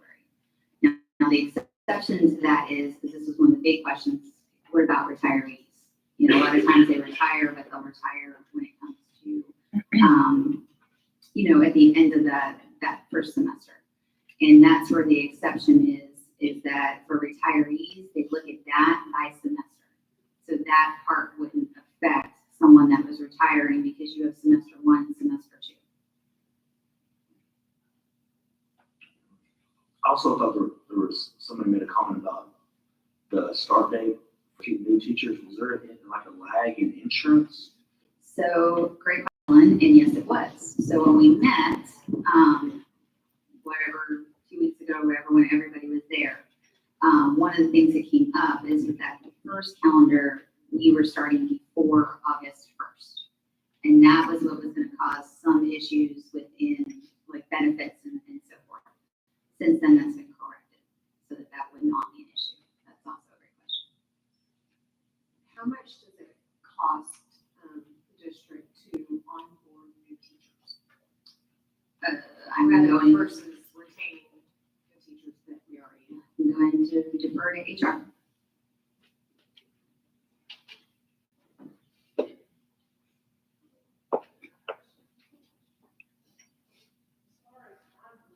Speaking of Mike, please. You can look it up and you'll find numbers from 5,000 to 10,000 to 20,000. But for us, and when they say that, they're looking at an intrinsic value. They're looking at not just, monetary value. They're looking for teachers' experience, the knowledge they have of district processes, that kind of thing. So as far as, a difference in your budget, there's not really going to be a difference in your budget necessarily because, we're so small. Our HR is me and one other HR specialist. And we do everything in-house as far as training and onboarding and that kind of thing. We don't, contract out or have, our compliance training, we do that in Region 11, and it's free to us. So, it doesn't affect the, I guess, is hopefully answers your question there. So there's zero cost. There's zero cost to replace the teacher. Not necessarily zero cost, but you're looking at our salaries basically. And so, we may be onboarding 10, we may be onboarding 50. I mean, it's just more time for us. We'll be onboarding, if the numbers are correct, on average, we'll be onboarding another 50 this year. With the correct state standards. Yeah, we run, and if you look in there, I think on one of the slides there, we have our teacher turnover percentages. We pretty much run with the same. When you get a new athletic director, we were a little bit higher, and that's pretty common because a lot of with the athletic director, that kind of thing. So and that's just information there. What percentage of those 50 teachers that we replace, what percentage of those are brand new teachers? We can look at that. It varies from year to year. As far as our average teacher experience, this past year was about 11 years. So, it varies. You just have to look at that for each year.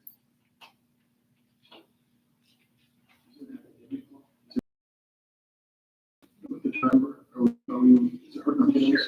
Sure. I mean, you have to train those teachers and trains them and, that kind of thing. So certainly. I guess what I'm trying to do is put a value on replacing 50 teachers, especially if the 4-day, from the data we're seeing, reduces the turnover, and helps with retention. And I'm trying to find the value there, because you say there's no cost savings. That's the easy way out. I would like to know the facts. Like, what is this actually costing us? When we're concerned about our grades, people are saying that we're a D campus. How much is this affecting us? Is this the reason why we're a D? Because we're losing 50 every year? In the last 3 years, we lost 150 folks. That's a lot of people. Is there a way that this actually will offset that, and then we can show a value there, that this is worth the investment? I mean, it's hard because we do the same training, you know, with, in your bigger districts like that, you know, you have thousands of people who are on board. And so, you know, you could cut staff or HR staff, but we're, like I said, it's just being one other. So, but yeah, I mean, you could look at our hourly salaries, maybe, you know, come down to it. Well, I think, Scott, to your point, and I don't think anybody in here would argue the fact that where you do lose money is, let's take reading academies, or let's take certain things that you bring teachers in to Decatur, and if you bring them in here and you train them just to leave in 3 or 4 years to go somewhere else. Now, we pay for the training so that they can bump somewhere else. That's obviously something you always want to avoid. Now, you can go to every principal here and you said, hey, is teacher turnover bad? And they're going to say it depends on how good the teacher is.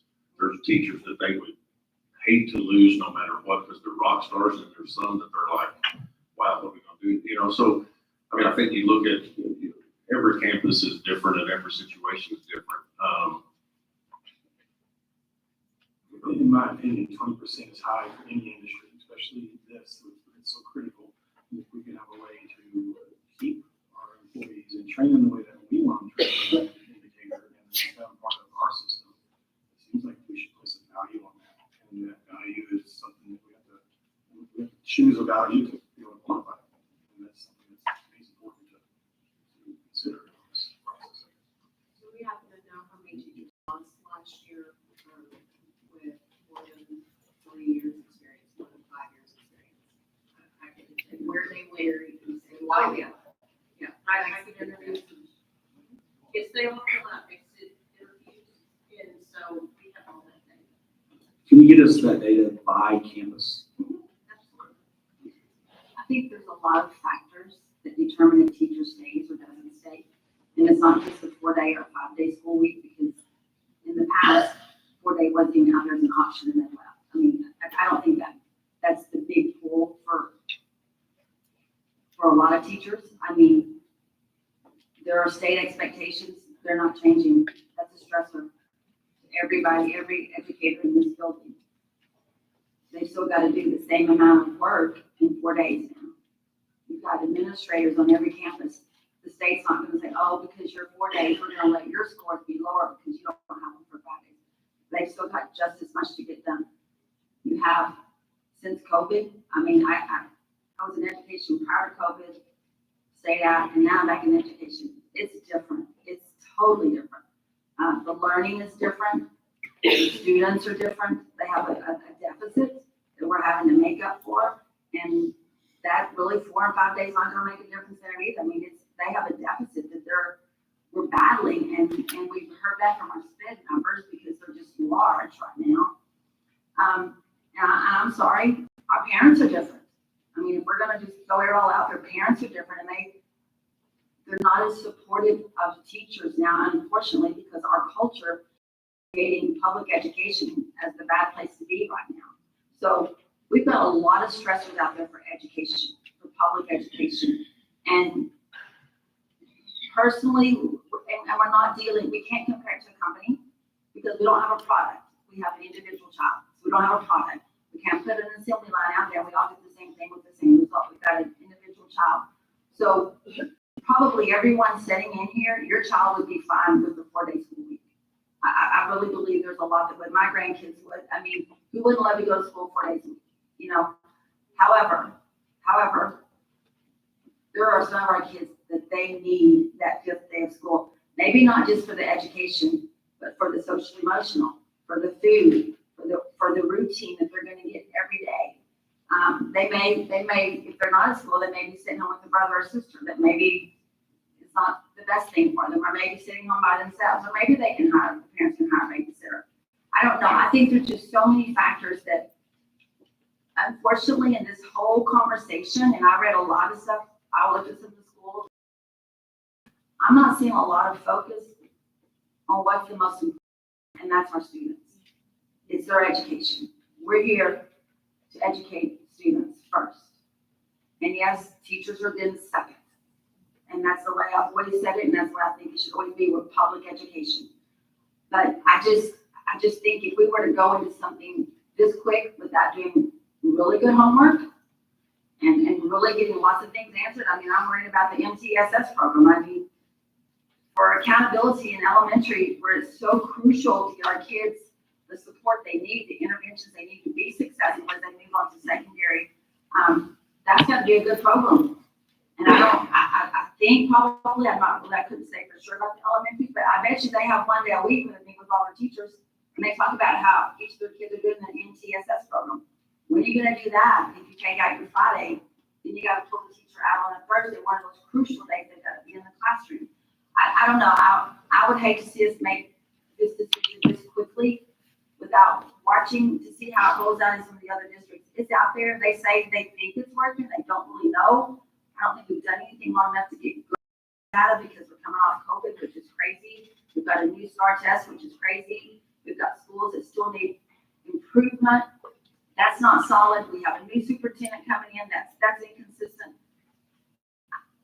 My personal opinion is I think we don't need to make any rash decisions. I think we need to really look at this hard because we are affecting the future of all of our students in Decatur. And I just think the data is not there to prove anything is going to be successful yet. It's just kind of an unknown in a lot of areas. And there may be a little bit of gain, it may be financial, but I don't know if it's enough to make that much difference. So that's just my 2 cents.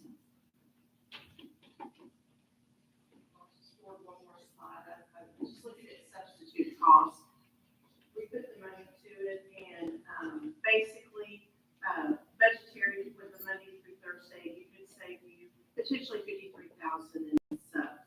But that's assuming that no one's taking that Thursday like a Friday, like, having a long weekend because then, that it's what is approximate. How did you calculate that number? You just divide the whole stuff by 5? We did, and City probably talked about it too, but basically our current sub rate is $90, so we would have to go up the down rate to 102 because our, okay, yeah. Sure, because. Well, crap, and I'm going to do this spreadsheet on a budget. So right now, the sub makes $12 an hour. We said that nobody lose any salary or anything, so that's why we increased the sub rate to $102. The subs Monday through Thursday were $3,241.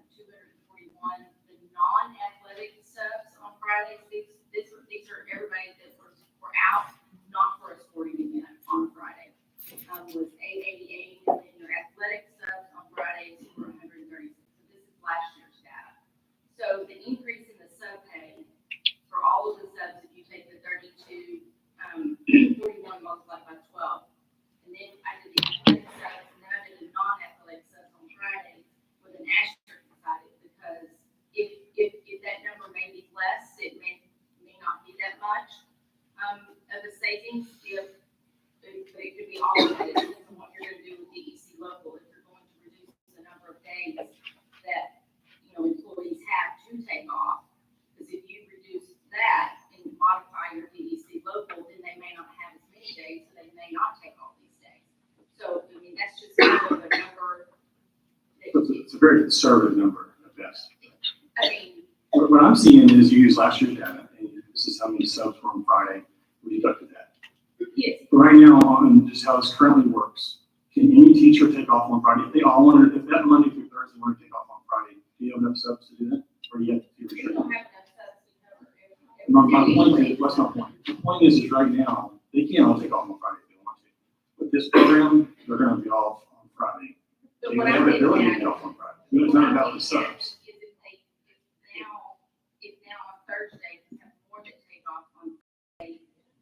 on Friday. I'm assuming that everyone that took off on a Friday is just not gonna take off on the last day of the week anymore. And you can't, I mean, without watching, when I was on the admin call, that didn't change the number of subs that they had to have. Can we not incentivize folks to use that Friday as their day off? Can we not? It seems to me, if you have a Monday through Thursday right now, and you want it on Friday, but you can't, you know you're not gonna be able to take a Monday off. Well, now you know that you can plan 6 months out, next Friday, I can set a dentist appointment. This is gonna change the sub usage, especially if we develop a benefit program, develop a system where we expect those teachers to use that Friday. Well, and that's what we, the 53 is the most that it will affect the budget. That's use the minimum, because you're right now, we may not need more subs. No, the number that I'm having up there is the most, because that's all the subs that we have on Friday. We won't have those anymore. Agreed. But what I'm saying is now, if you can take off on a Friday, which before I can't, but tomorrow I can, I'm not gonna need a sub for it. I'm not gonna need to take off Thursday and have a sub because I can take off on my given Friday. And that's the $79,000. Okay, I just disagree with that. I don't see that, because right now, we can't quantify how many people are just gonna take off now on a given day and hold those 5 local days. With the data that I'm using, this is historical, how many have taken off Fridays in the past? Again, they can't all take off on Friday. But Thursday's the new Friday. I mean, her worry would be, hey, it's the last week, whatever, I'm gonna take off Thursday and leave. So they're predicting a bump on Thursday subs somewhat. But that's historical on Friday.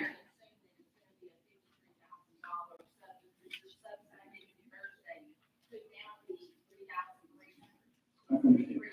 I guess another scenario would be considering San Antonio, where they say, wow, we ended up having less sub usage. I believe there'll be sub usage with this program, especially if we have expectations for our teachers. Hey, you have the Friday off to use that. Okay, that's fine. That's, I think there's gonna be more than 53,000. I would, go ahead. So what if we talked about providing on Fridays for kids? K-through or whatever.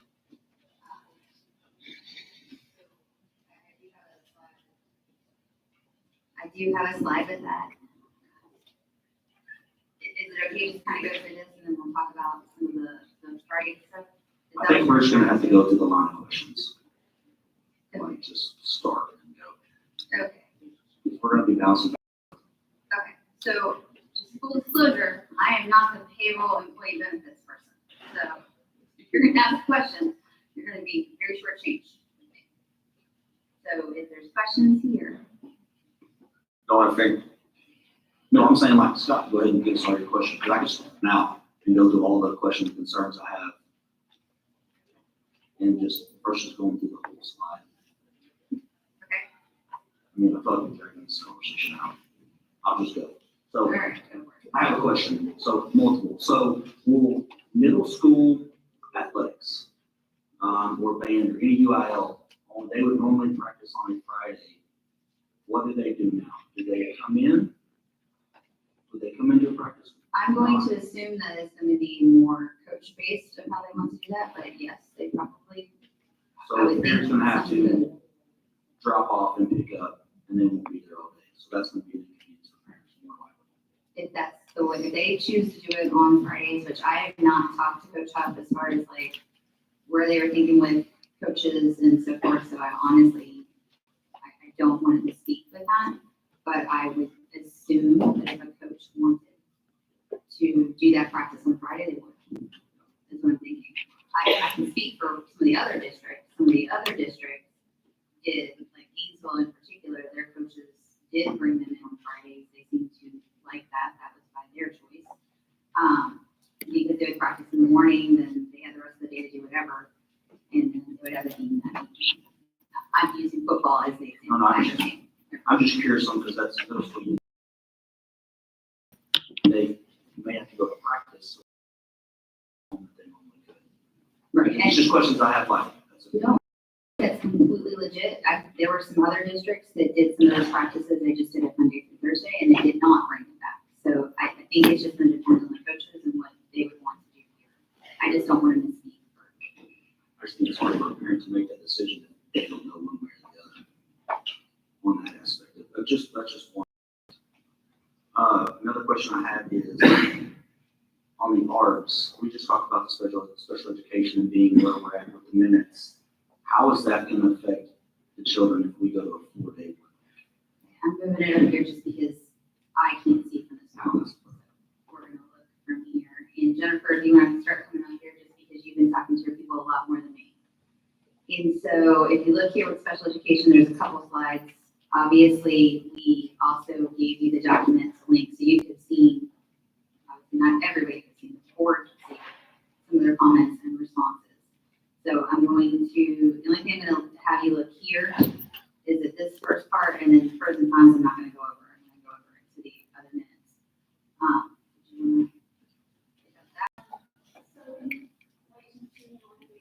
We're on the timeline, so we get a referral, we have 45 days, school days to complete the evaluation. That extends the evaluation period because of school days, so we're going from 5 days to 4 days.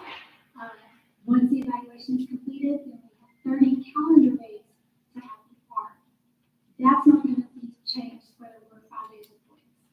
So it's extending the evaluation time, but it does not extend the time to have the art and the services.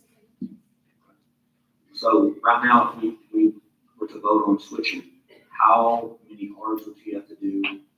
And what is that going to entail by each person? Because I don't think a lot of people understand what goes into having an art meeting. And I would like to explain a breakdown of who has to be there, how long it takes, the preparation before, during, after, because that's a lot to do in a short amount of time. And further on the record, I am not against a 4-day work week.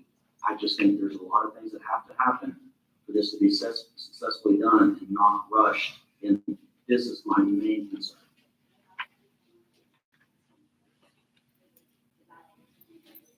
We have 45 days.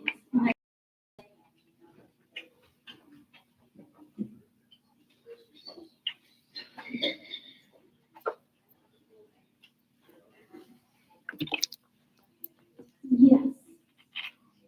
Yes, so the documentation. Not you. Okay, go ahead. Okay, so we have 145 annual hours. We have to have them on every special education student every year. So from now till May, we have 145 annual hours to complete. Not talking about the 4-day or 5-day, those are just every year. And then we have initials that come in. So the time that I was asked to get this information, we have 25 pending initials. That doesn't mean we're not going to get initials next month. And so taking that factor out, because if we go to a 4-day school, we can address that at those 125 annual hours. That leaves 494 students that we've already ordered for the year that we would have to do an amendment, which means what those services are going to look like. We're gonna have to adjust because we don't have that. And then the diagnostician would have to complete the paperwork. We can do amendments over the phone with campus admin, the diagnostician. So How long does it take to do the initial evaluation? Testing, it really depends on how many areas you're looking at. Diagnosticians do anywhere from 2 to 5 subsets of tests. And they Let's just go in the middle. day. Let's go half. How long does it take?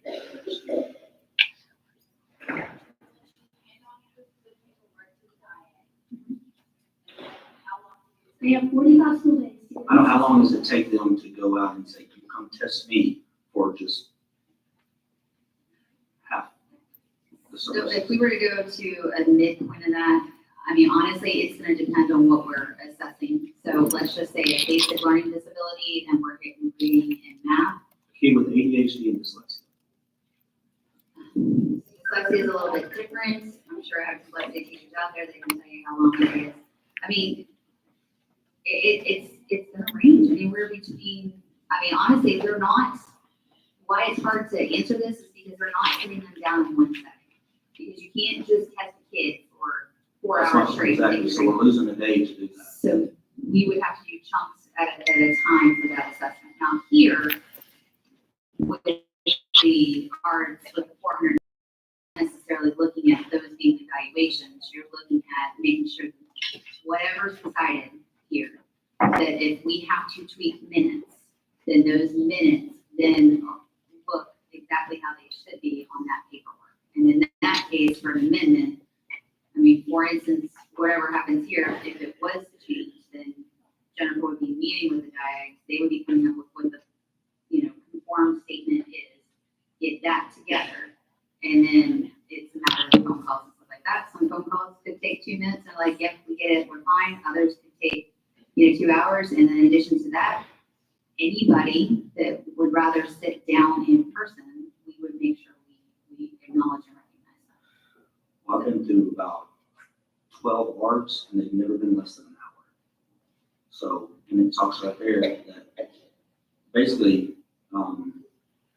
that you're not gonna have a day off, because your 4-day work week is gonna be writing reports at home on their off day, to be able to just keep up. And we're already saying we're behind, we have the data that proves we're behind, and we're gonna have less time, our times are gonna be reduced, our minutes are gonna be reduced. How is that good for the children? But don't they write reports at home already? They do, they just do it on Saturdays. I mean, this Saturday is now Friday. We're only writing twice a minute, an extra day to get them done. No, you're using that day to do. Okay, so basically, is that, my question is that, going to a 4-day for special education, is that a positive or a negative? I don't know, I'm not in the business, I just, from looking at it, I can tell that you're gonna reduce their amount of time, and you're not gonna have days to make up their minutes, and how do we say within the law of meeting required minutes, because we have to do that. So the amendments would be cutting down the amount of services a kid would get.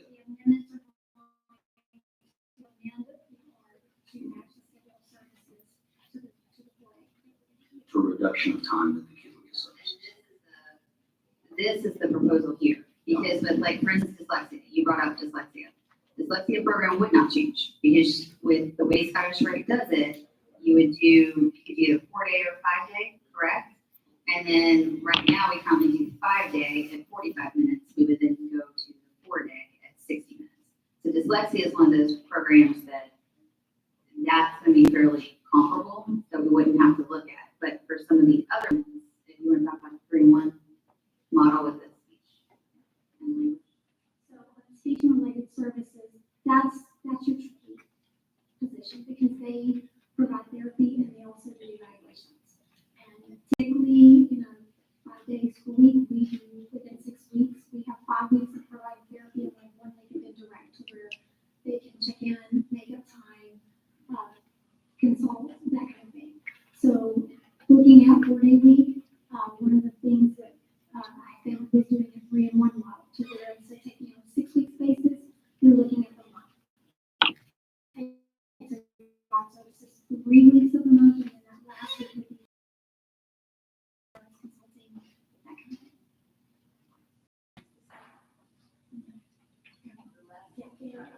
And in a typical 5 weeks or 30 weeks, with 6 weeks being directed to 400 minutes, adjusting that to a 4-day week would be 1,040 minutes.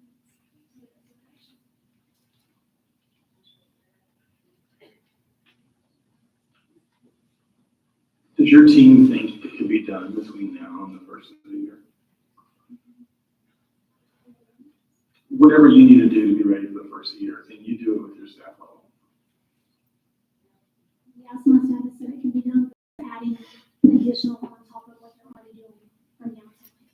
So we're gonna have to go back with a step in order to go forward, basically. But if they're saying it can be done, do they want to do it? Is it something that they're looking forward to doing? Can you speak for them? I don't know. You have what you have.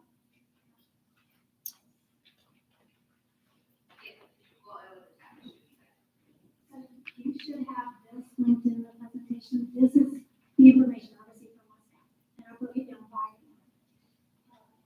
therapist, diagnostician, what their pros were, what their cons were, what their concerns were. So you have that information. So how would they, if we said, hey, all right, we're gonna do this, with all those arts that had to be amended and all the work that it takes to go with that, how would they be able to get their time, the minutes for the rest of this year? How can they do both? Okay, so the diagnosticians don't provide services. So the diagnosticians are who are going to be responsible for doing the amendments and how they work the minutes. So So that wouldn't affect. where it's going to affect is those pending initials that they're going to have to do the testing. I can work around that. And then one of the questions you asked about with staff, you know, because we talked with some of the lead, you know, diagnosticians, talking to speech paths and so forth. And so the majority are in favor of the 4-day work week. But it is going to be a lot of work. And so, I mean, I don't think any one of us thinks that that's not the case. But the way they were describing it to me is they would essentially do it the same way they had to do it with COVID. So when COVID happened, changed all of the minutes because we were not there. And the way she described it would be the exact same process. It's what they had to do for COVID is what they would have to do for these remaining months to get the amendments taken care of. That's what a large majority of us. And what happened with our COVID kids? We lost learning. Oh, all of our kids lost learning. Yeah, all of our kids lost learning. Yeah, I was referring to the process of they had to do the same exact thing in getting all these amendments so that the paperwork, you know, was what it needed to be from a legal perspective. I was referring it to that. COVID, everybody lost. Nobody won with COVID. But you're not talking about academic growth or, I mean, that's not, you were just referring to. No, I was referring to, that's how she described it to me, is that they would do what they did for COVID. Yes. We're not talking about student, like, growth or, you know. And obviously, we wouldn't be the first district to do this in this time frame. There's many other districts, that have done something similar in this time frame. What other you said many districts? Well, I know there's 90 school districts, I haven't counted them up. And they've all done it? No, I didn't know it's many. So, Is that what you guys? well, I mean, based on some of the research, you know, that we've done, obviously special ed is part of that. And the ones like, for instance, talking about mineral wells, you know, that was one of the questions, because I was talking to Mr. Kuhn about that, who's the superintendent. They have not seen academic detriment across the board. So general ed, special ed, and so forth. But did their programming change and did the lesson? Yes. Dyslexia was one of those few that it did not. But as far as numbers being reduced, yes. Now, when you get into some of the resource, you know, currently, and once again, and you may correct me, but not every child receives 45 minutes of this and 45 minutes of that. It is catered to. There are some kids that this isn't going to necessarily affect, but let's just talk about the ones where they get the massive amount. One of the things that your people were looking at was adding that 5-minute difference. So they would add 5 minutes, so instead of 45 minutes, it would go 50. So let's say we have a kid that's reading math, instead of 45, it'd be 50-50. And so then that shows the extra 5 minutes. There would still be a reduction from 225 minutes that they would get in a 5-day to 200 in a 4-day. So you are talking about a 25-minute difference. Can I just say this? And argue about it and talk about it, discuss it, whatever. If we were to go to the 4-day week, and like I said, I don't think anything should be made a decision tonight. There's too many unknowns out there and too many assumptions being made. But if we were to go there, and we know now we have to have a huge focus on instruction. I mean, huge. I don't want to use the word fluff, but it goes out of especially elementaries. Our babies are tired already with what they go regular day. You have a brain break in the morning, you have a brain break in the afternoon. If those could be extended, but that defeats the purpose of of going to the 4-day week. So we're going to take out the fun runs. We're going to take out, I don't know, maybe the 100-day celebration. Basically, it's going to make our elementaries become nothing but school. and we want our kids to love school. If you take out all the extra things that make it an elementary, and I'm focusing on elementary laws, I know it. Secondary will get along much better with the 4 days than an elementary, I really believe that. But if you take all those fun things out that kids love to come to school and do, then we're just kind of bringing them in. Let's learn, sit down, be quiet, we've got this to do, and then you leave. And then tomorrow you're gonna do the same thing. They're not little robots. They have to have their time and their fun at their Valentine party or their Christmas party. But if we go to a 4-day and we have all these minutes to get in and all this learning, we still got to get in. We're gonna have to get rid of a bunch of stuff. I don't know what all that's gonna entail. I don't even know. But I just think we're making a decision without all the answers that we need. And I mean, we could sit here for another 30 minutes and debate back and forth, but I think we just need to decide yay or nay, table it, let's move forward, or do it, and let's move forward, whichever way the vote goes. Can we consider, obviously we haven't done it, but there's best practices, there's a ton of research that shows that not one has gone back yet. They're liking it, they're having results, they're teachers too, they're educators. Who wouldn't like a 4-day school? But hold on a second, all the positive things that you just said, somehow or another, is taking the 60-40 initial data year one to be over 90% year two. So the data is showing that this is preferred over time. So I don't understand when you're constantly showing me the negatives, why are they saying so much positives? They haven't done it for a lengthy amount of time. We don't know how long Longer than it's gonna us. last. Well, I know, but I'm also saying, I'm not saying we don't do it, but I'm saying we don't do it right now. We don't have We all can the wait forever, answers. we can always wait. We're not talking about waiting forever. We're talking 2 years. Even Athens, did you listen to the Athens? Yeah, they were the first 4A in the history of Texas, it took them 2 years. We're gonna use best practices. We take what all of them did. Tell What me is best the practices. rush in trying to get this done right Because now there's tonight? there's a lot, well, because they need time to get started. We said they need to start now if we do it, because we can do it this year, we can start next fiscal year. And we can start benefiting the results, we can benefit the, not, maybe, you only come back on the 50 teachers, maybe we only lose 30. You're hoping for those benefits. Well, I'm You hearing don't the know that benefits, that's I'm why hearing they them. left. And then those benefits are there, they'll be there next year as well. Okay, so let me ask you the opposite. So we're afraid of. We're not afraid of anything. We're gonna do our job as board members. And the thing that you keep, I think, forgetting to take into consideration is half of this board is about to change over in a little over 2 months, and the new superintendent. So you're gonna task people who didn't have any input on that decision in trying to implement this. And good luck trying to get a new superintendent in here who is going to have to inherit all this, all on top of, oh, by the way, we've got to make all these budget cuts. We've got all these other issues we're dealing with. This should not be the board's focus and priority right now.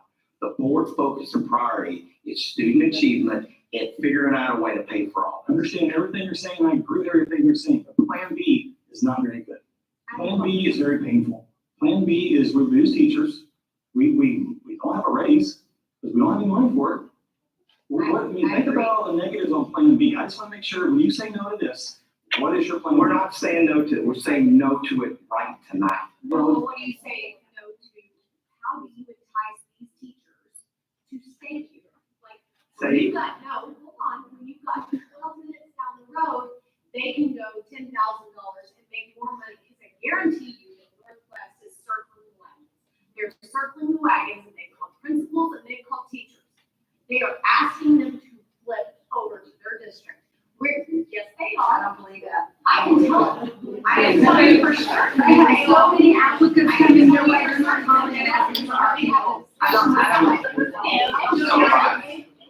Hold on, let's let Sadie talk. Let's respect her speaking, and then we'll You shift. can go down the road, and you can go to Chico, you can go to Bowie, you can go to possibly Albert, are they, I think they're looking at putting it in for this coming school year. Sanger's looking to put it in for this coming school year. So it's able to be done. That's a huge goal. We're sitting in the middle, and we either have to get more money, we have to throw our teachers a bone, because, I mean, I was a teacher, I would have looked at it and gone, well, I can make more money. Or I can go down the road and work less days, not less time, but less days. And to be fair, you know, we have to look at this through a lens of, as a parent, as a lens of a teacher. We have to look at it as a lens of a single income family, a dual income family that has working parents. Like I get that. We're all looking at it through these lenses, and you know, my teacher. Well, sadly, we're gonna have to lose teachers through attrition and to keep our budget. Attrition is by their choice, I not know, by but us. we're gonna have to lose cutting- teachers cutting them. due to the budget, so I agree. that's something else we have to take into consideration. So Do we want to lose 50 teachers for attrition? I don't know if we're gonna lose 50 teachers. I'm not. Historical data says we'll lose 50. It's on the Well, census data. I'd like to know how many teachers left in 2011, 12 when they had to make all those cuts. Because this is a different year when everybody in the state of Texas is laying off people, cutting schools, cutting programs, like they're doing it right down the road. So I think this is gonna be a different year. And what we lose for attrition, because I don't think we're gonna lose like we traditionally been losing. My biggest concern is, as a district, we've met collectively of professionals that we don't know what it takes to do this. From you guys met how many times? All 25 of us met one time, and we've talked about it a little bit as cabinet. But I will jump in and say, in our discussions, and like I said, we're talking about educators, and I've got a lot of respect for their opinions as we're sitting and listening to them. You know, 494 annual ARDs have already been done. It would have to be a full ARD, but it would still have to be the amendment. There would still have to be between now and then, where if you do like most districts that have done this, and it's true, the vast majority have taken at least one full year. If you do that, then every annual ARD you do, starting this summer, you do it for the next year for a 4-day week. You don't have to go back and redo them. There are community partnerships that you work with. I've heard talk to some districts that start a program, Boys and Girls Club or something like on Fridays where it's going to get, but that takes time to prepare. There's just a lot of stuff behind the scenes that do it. And as we went around and talked to every department here, there wasn't a department that, the only, everybody in there was pretty much for the plan, but they were for doing it the way with the foundation that will work. The only negative, and Melanie mentioned this at our last meeting, the only negative that I heard from anybody was early childhood students adding minutes to the end of their day doesn't matter. The number of times they practice the skill is more important than the amount of time they practice the skill. So saying, little Johnny, you're going to have another practice, they're worn out by the end of the day. That's the only negative anybody said about it. So I don't want you to think that we were all sitting around thinking this isn't a good plan. It's just that we felt like it needed to be implemented over time, just like everybody else, and let the new superintendent and new board have some say and be a part of it. That was our take. It wasn't negative about 4-day, because I do believe it can help retain teachers over the long haul. I don't think any one of us are against implementing it in the 25-26 school year and going out and getting the ball rolling on that. I mean, we met one time as a district to make a huge decision that you just don't go back on the next day. To me, I feel like that's probably going to be like 8 to 10 meetings to figure out all the working details before we used to even make that decision. This has been drawn out. We took 60 days for a survey that should have been done quicker. We started in November. We already have a calendar. We've done a ton of research. We can use best practices. We're not reinventing the wheel. We've done a lot of work. We started in November, and you want a full year, we should have started 2 months earlier than that. There's still plenty of time to implement this. If we say tonight, we get going tomorrow, there's already a lot of work done. It can be done. If you want to wait for another year, you still have to deal with these budget issues right now and the cuts that are going to come with that on the backs of our employees. And that's something that's real. That doesn't go away. So, Jonathan, you did ask a question, and I said come back to it, but I'm going to be honest with you, I don't know where the heck we are as far as which PowerPoint slide we're supposed to be doing and who's got what questions. So, would you like to ask that, and I'll see if I can answer. So, as far as conversations that have happened with some of the community, there are 2. Learning Ladder is one that I talked to as far as being available on Fridays, and University of Gymnastics is also another one that has. And so they're going to open up. It says they'll still need one campus, so that's going to be a cost. One campus. Gym and cafeteria on Friday. Fridays, they can accommodate a minimum of 35 and maximum of 50 students, which they'll be available. I asked her like what she charges, and she said it's about $25 a day. University of Gymnastics, they can also accommodate upwards to 40 K through 5th graders with their kiddos. They would do like a camp type thing as well. I do feel that some were pretty much, it's not that they weren't interested in doing some things, it was just they didn't want to start investing time when they didn't know like it's going to be something that happens or does it not. The other thing I want to pursue, though we did send out just an email in the beginning to various churches, that would be the next thing is pursuing that with greater intention to see if they want to do maybe Bible study during, on Fridays or whatever works for them. And so that, I know childcare was a big question that was coming up, especially with the survey. And so that's what we had so far. I did ask Learning Ladder, because we were off Friday and we were off again Monday, like what were her numbers during there? Like, did she see, and she said they average anywhere between 20 and 30 kids that were there during that time. Camps in the summer are more around 50, she said. And that's just because they said it, so it could be more, but they said it at 50. The other thing that I do want to make sure I just say, I know you guys have read this, but, Before we go, let me ask one more question. So the $25 a day, that's at the parents' cost? That's at the parents' cost. Now, partnered with, I did not know about Terrell until like 5 minutes ago when Kim was talking to me about it, but they had like some sort of grant that they were utilizing. I have no idea what that grant is. I just know that that's what they were doing to kind of offset some things. Some of the others, like Dr. Jones said, was working with Boys and Girls Club and so forth. And so that was some of the things that they were doing to offset the Fridays. But currently, both of those things that I've listed here will be cost to the parent.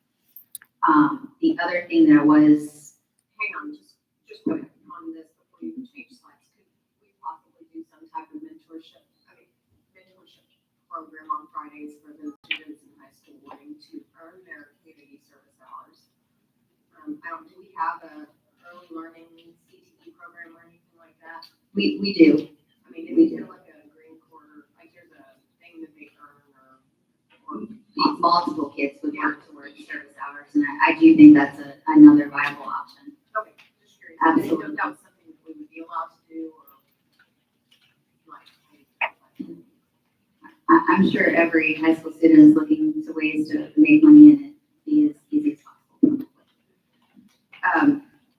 Okay, so, and then the other thing that I wanted to talk about was the child nutrition. So, big thing, I would read through the surveys and so forth, like, do we have food, how are we gonna take care of these kids? Well, the Backpack Buddies is a program that we currently use. And so in talking with,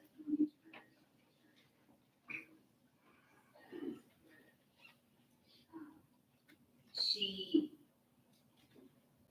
basically what she said was, they currently feed 160 of our Decatur kids. They actually hit every single campus except for STEM. And then all we would have to do, and all the counselors would have to do, is let them know what students would be in need. I asked, is this specific to like at risk or economically disadvantaged? Do we have to be very specific to that? She said, no, we do not have to be specific to that. And they would do 3 backpacks. And in those 3 backpacks, that would have your protein, your snacks, breakfast, all that kind of stuff. And that would be for Friday, Saturday, and Sunday. So one thing is we're talking about, do we have a solution to this? There's a lot of what ifs. That part is not a what if. We can get those, making sure that those kids are fed.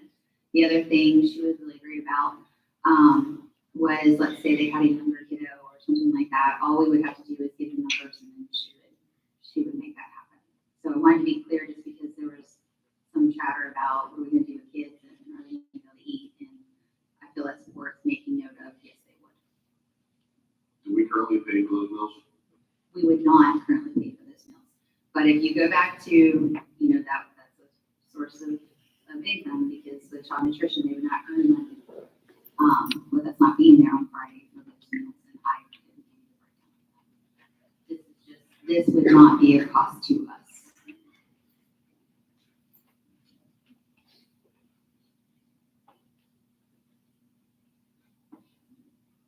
Is there any more discussion?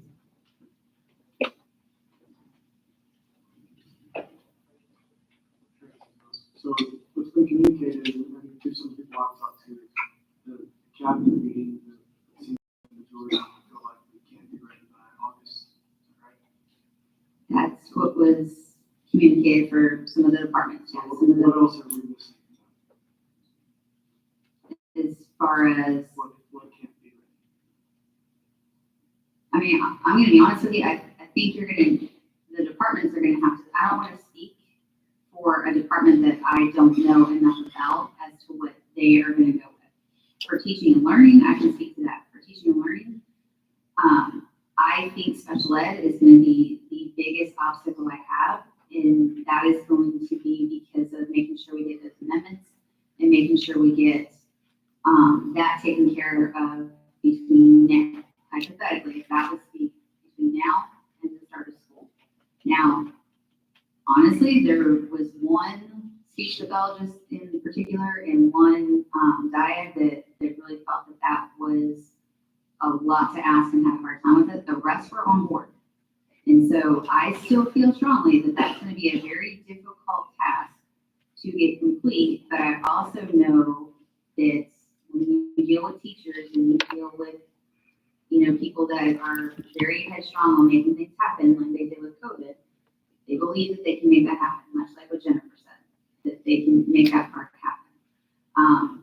As far as curriculum instruction, I have people that are going to be coming in with Eureka, and all I have said is if this was to happen, I would need us to be able to work very closely to help with alignment and curriculum and things of that nature. So in those areas, I feel that can happen. Not easy, we'll be working our butts off, but I believe that that can happen.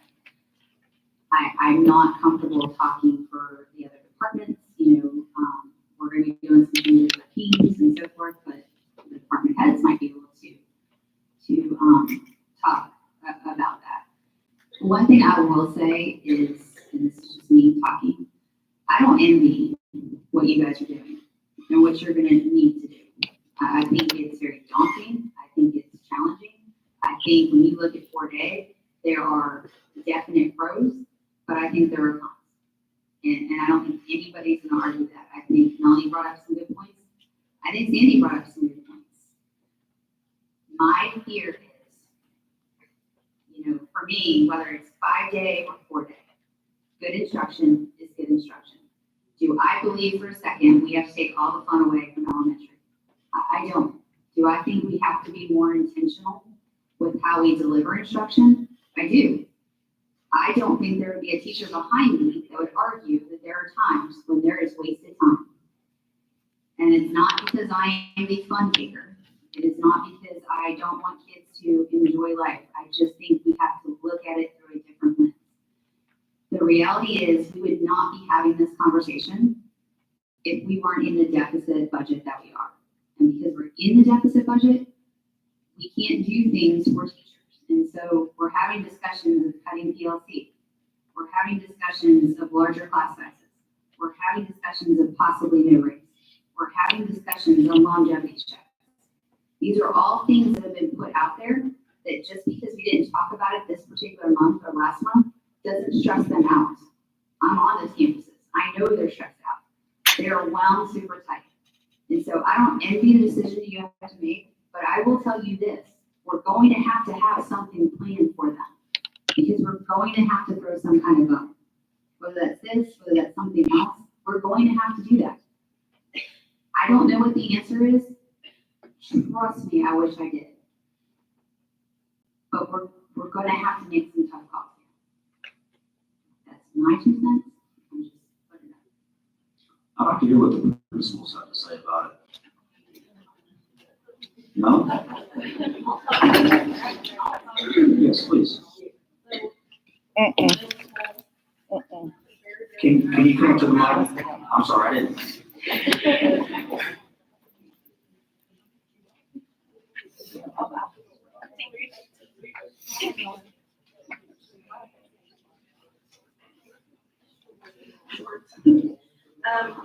My teachers are tired, they're so tired. And we do have good instruction, everybody keeps coming back and saying we have to have good instruction.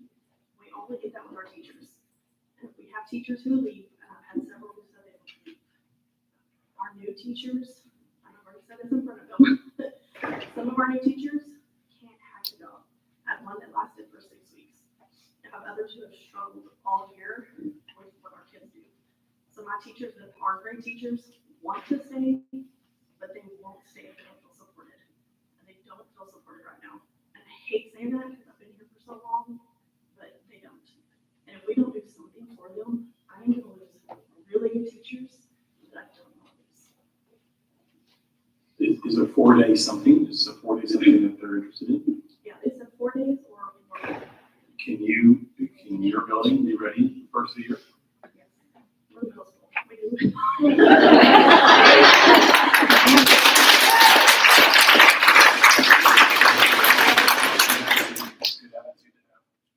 I mean, it's just everything gets thrown at us. A lot of things because we're in that age of kids that my teachers will do what they need to do to make it better for themselves and for their kids. So how would it wait until fall 25? I think I'll lose at least 15 teachers. We replace on my campus, there's 31 new positions.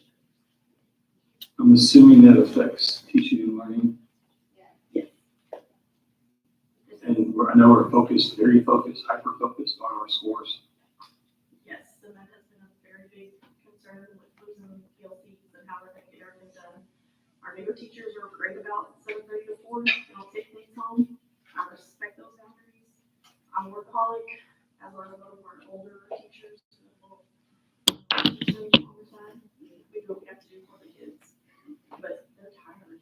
With the 4-day or 5-day, you're losing PLCs. Yeah, Either way, you're losing. With a 4-day, they have an extra day of the week. With a 5-day, they do not. Yes. I don't know if y'all ever drive by the middle school, there's usually cars there all the time. There's teachers that work all weekend. Do you think those teachers will just leave the industry altogether? I mean, I know it's. I've had two who told me that they are going to get out of teaching.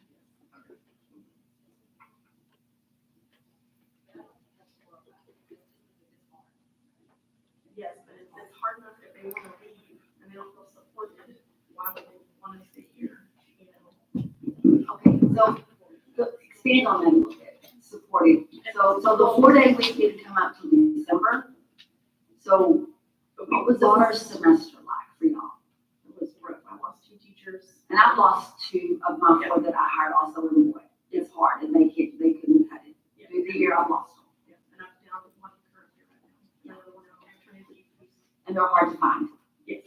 Very hard to find. I totally agree with you. But what else? I mean, I don't think that is the determining factor, just that one thing. There's so many factors in teaching. I don't think that's the only thing we can do for this that'll make them happy. I mean, what else do they need? If you're saying I'm Parental support. money, I know money. Yeah, I heard money. Money, I know, but exactly. Parental support. That's not going to change in 4 or 5 days. A lot of parents, when I talk to them, they want to tell me, we're not going to do homework at home. Yep. And so they're expecting us to do everything here, but we don't do the things that they think we need to be doing, which does not really fall in teaching a class. That's where my teachers get upset. They're like, that's not my job. But they have the lovely kids that want to do what's best for the kids, but then they get blamed. And the middle school, we get the worst. It's hormonal. All it is. But friends support on kids' apathy of wanting to learn. The lower party has helped tremendously, but it's not the end all be all. So I get it. I mean, you're right. There's a lot more factors. There's that one thing, and I don't think we can say that's the reason they're going to leave you because we're going to say the 5 instead of a 4. There's a lot of other factors also with it. But if they have an option to either go make more money or 4 day within. Are they really making more money in these smaller rural around us? I mean, I don't know what this. They're they will, I know, They but, said where they're gonna go. but I said the smaller rural around here. They said Northwest, Like I said, I was- but on my campus, I probably have these up there that already drive in from the Northwest area. so they're dropping in too.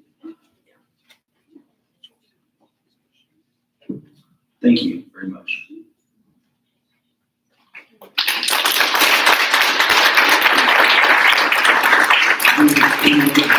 Want to come up and join? Come on, this is your chance to advocate. Mr. Lack, you know you love to talk. Come on. out. Come I was on. gonna shock you. Yes or no? Let's make that a motion. I mean, I felt bad, these people have been sitting here for 4 hours, and we still got other stuff to do. I don't know that more discussion is gonna change. I'll make a motion. I motion to start the 4-day calendar this fall, the 24-25 school year. I have a motion by Scott, I have a second. I second. Second by Sandy. Is there any discussion? I am 100% for the 4-day work week, but right now there's just too many variables for us to make a decision tonight on that change. I'm not saying we could have I don't even think that it means that we're running to 2025. I think we can have a special session, special meeting next week in 2 weeks with more answers to this. Right now, there's just too many variables to make that change. I agree. What do you need? What variable? I'm just curious, sorry, is that your question? Well, the stuff on Fridays is ideas.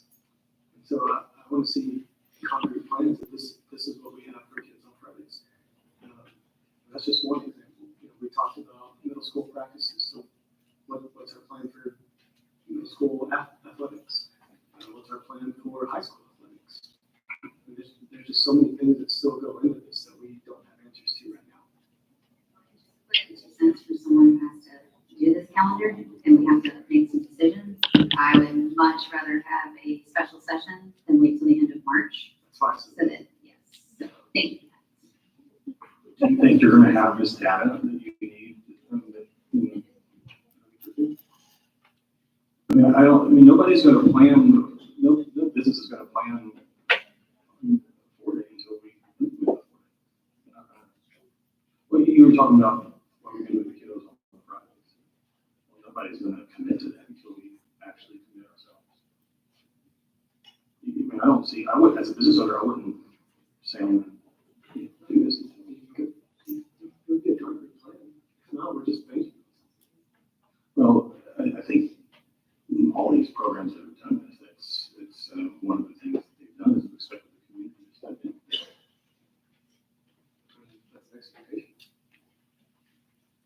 I also just want to make sure everybody's thinking about Plan B, and if this doesn't happen, if we wait any longer, they don't have time, and then Plan B is going to be on the backs of the teachers. It's really important to think about the plan B. What is the plan? Any more discussion? All those in favor say aye. All those opposed say nay. Nay. Motion fails 4-3. I would like to make a recommendation that we implement the 4-day work week in the 25-26 school year, knowing that we're gonna have a full year to plan and get the ball rolling right now. That gives the teachers the incentive that this is coming, but we're gonna do it the right way. We're not gonna rush. I think we've lost the community's trust as a board for a while now of rushing things and doing the wrong thing. I think it's time we do the right thing and take the right time to do it. And then implement something, try to be rushed.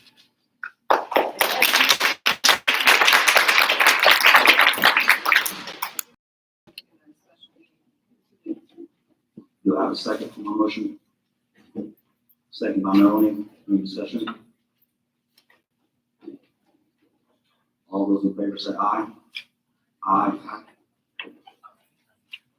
With that. All those opposed say nay. Nay. Motion passes 4-3. Item 10B, discuss and take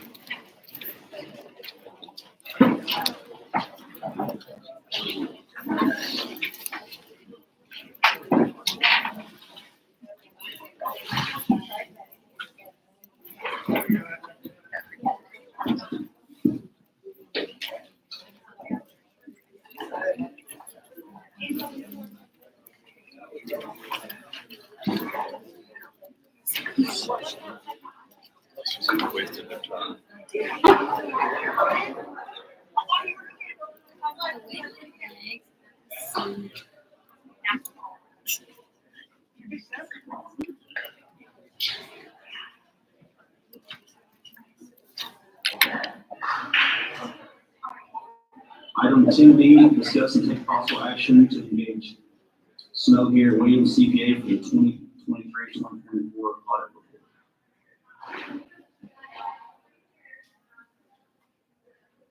That is our recommendation, yes.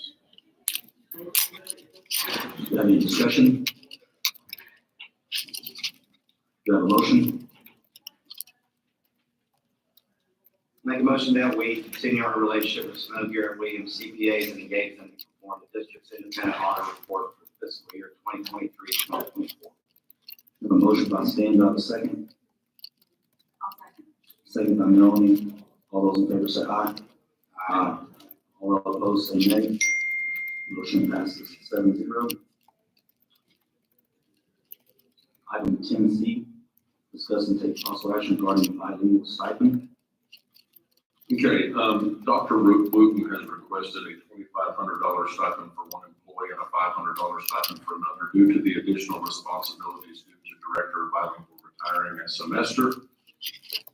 As the outgoing superintendent, obviously, any new stipends will come onto the books and stay on, so I wanted to bring that to the board. This is obviously for half a year, but after this year, I would assume it's going to be being for the full year. So I wanted that to come to the board to make that decision. Or placed in a position with a stipend. Is that correct? Asking for a stipend to take on some of the responsibilities that were left.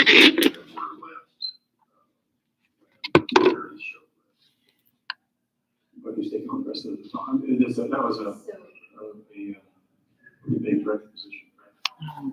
There's lots of components to it. The paper that I gave you broke it down on different areas in which the individual that's receiving two individuals that would be receiving the stipends. One individual is picking up quite a bit of responsibilities, and the other one is taking on the additional testing. So would hit all of the kiddos at the elementary level that need to be tested. And so we've all kind of divided up, but she's taking on an abundance of extra. And so that's why it's a $5,000 stipend for the year, $2,500 for half. And then the other one would be $500, but next year would be $1,000 because we're doing half year, so we're gonna double that. So I see, I'm looking at who's the other one? Is the middle school person? The high school person? No, the other one's elementary I only see one. at Rand. Yeah, I see that one. And I feel like I know which one is the main person. I'm not trying to be vague, I just don't think I I'm know. allowed to say people. I know, and I get it, but I don't, is the other one listed in here for Rand? Yes, up at the top. She's the one that's gonna take on, and you can see her throughout, but she's gonna take on the additional testing. So we have a bilingual kiddo at any elementary school, they're gonna either come to Rand, or if available, she would go there. And that's the current Rand person that's doing. That's a current Rand person. Yes. She's doing that role right now. Yes, Pretty but, much most of the bilingual stuff. but Mayor, so before sure, she would take on some of the other schools where, and she took care of Rand. Now she's taking care of all. Does that make sense? Yes, it does make sense. I was just trying to get the other person to Rand. I'm only seeing one person. I think you and I know that it's the right person, and before we leave, I'll make sure you know. And then there's one from Ennis, Carson Young. No, those are, they would naturally be doing that. These are the people, I just kind of listed everything for me. This is me getting organized with where all this is going. But with the individual at Rand, she's taking on all the other campuses, not just her own. And then the individual that's in my department is taking on a lot more additional responsibility. And that's just how I broke it apart, but I can share prior.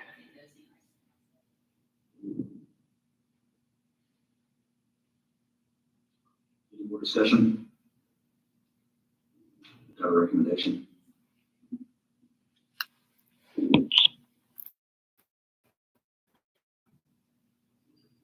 recommend the board approve the bilingual. I have a motion by Sandy, do I have a second? Second by Jeremy. All those in favor say aye. Aye. All those opposed say nay. Motion passes 7-0. Thank you.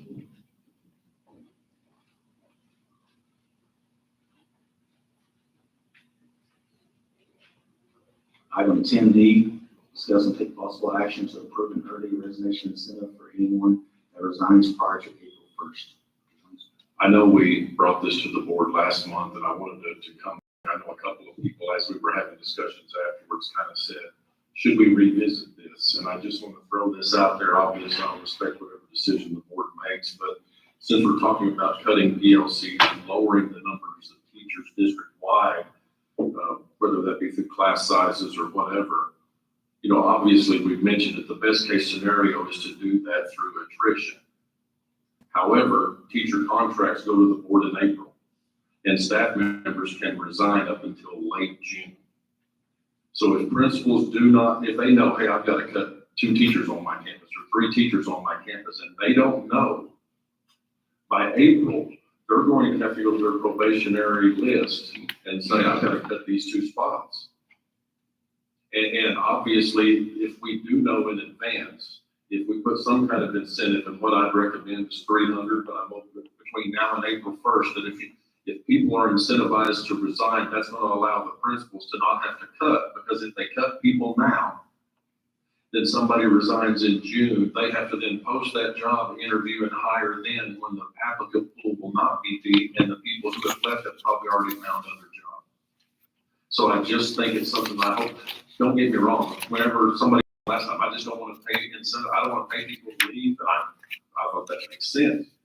But then I've talked to principals afterwards, and I start feeling like, man, if they can know up front, it's going to keep them from having to have the conversation with probationary, and then they have to come back and hire later. So my recommendation is early resignation incentive between now and April 1st, $300 to anybody that resigns. And maybe we can get a few that the principals can know, so they don't have to go in and cut probationary staff for the April meeting. Do we know how many have done their early resignation? Ballpark? 5. How many do we normally have right now? Do you think that has to do with incentive, or the fact that I was told by some people that due to other districts having to cut, everybody's having to cut, that there's just not that many?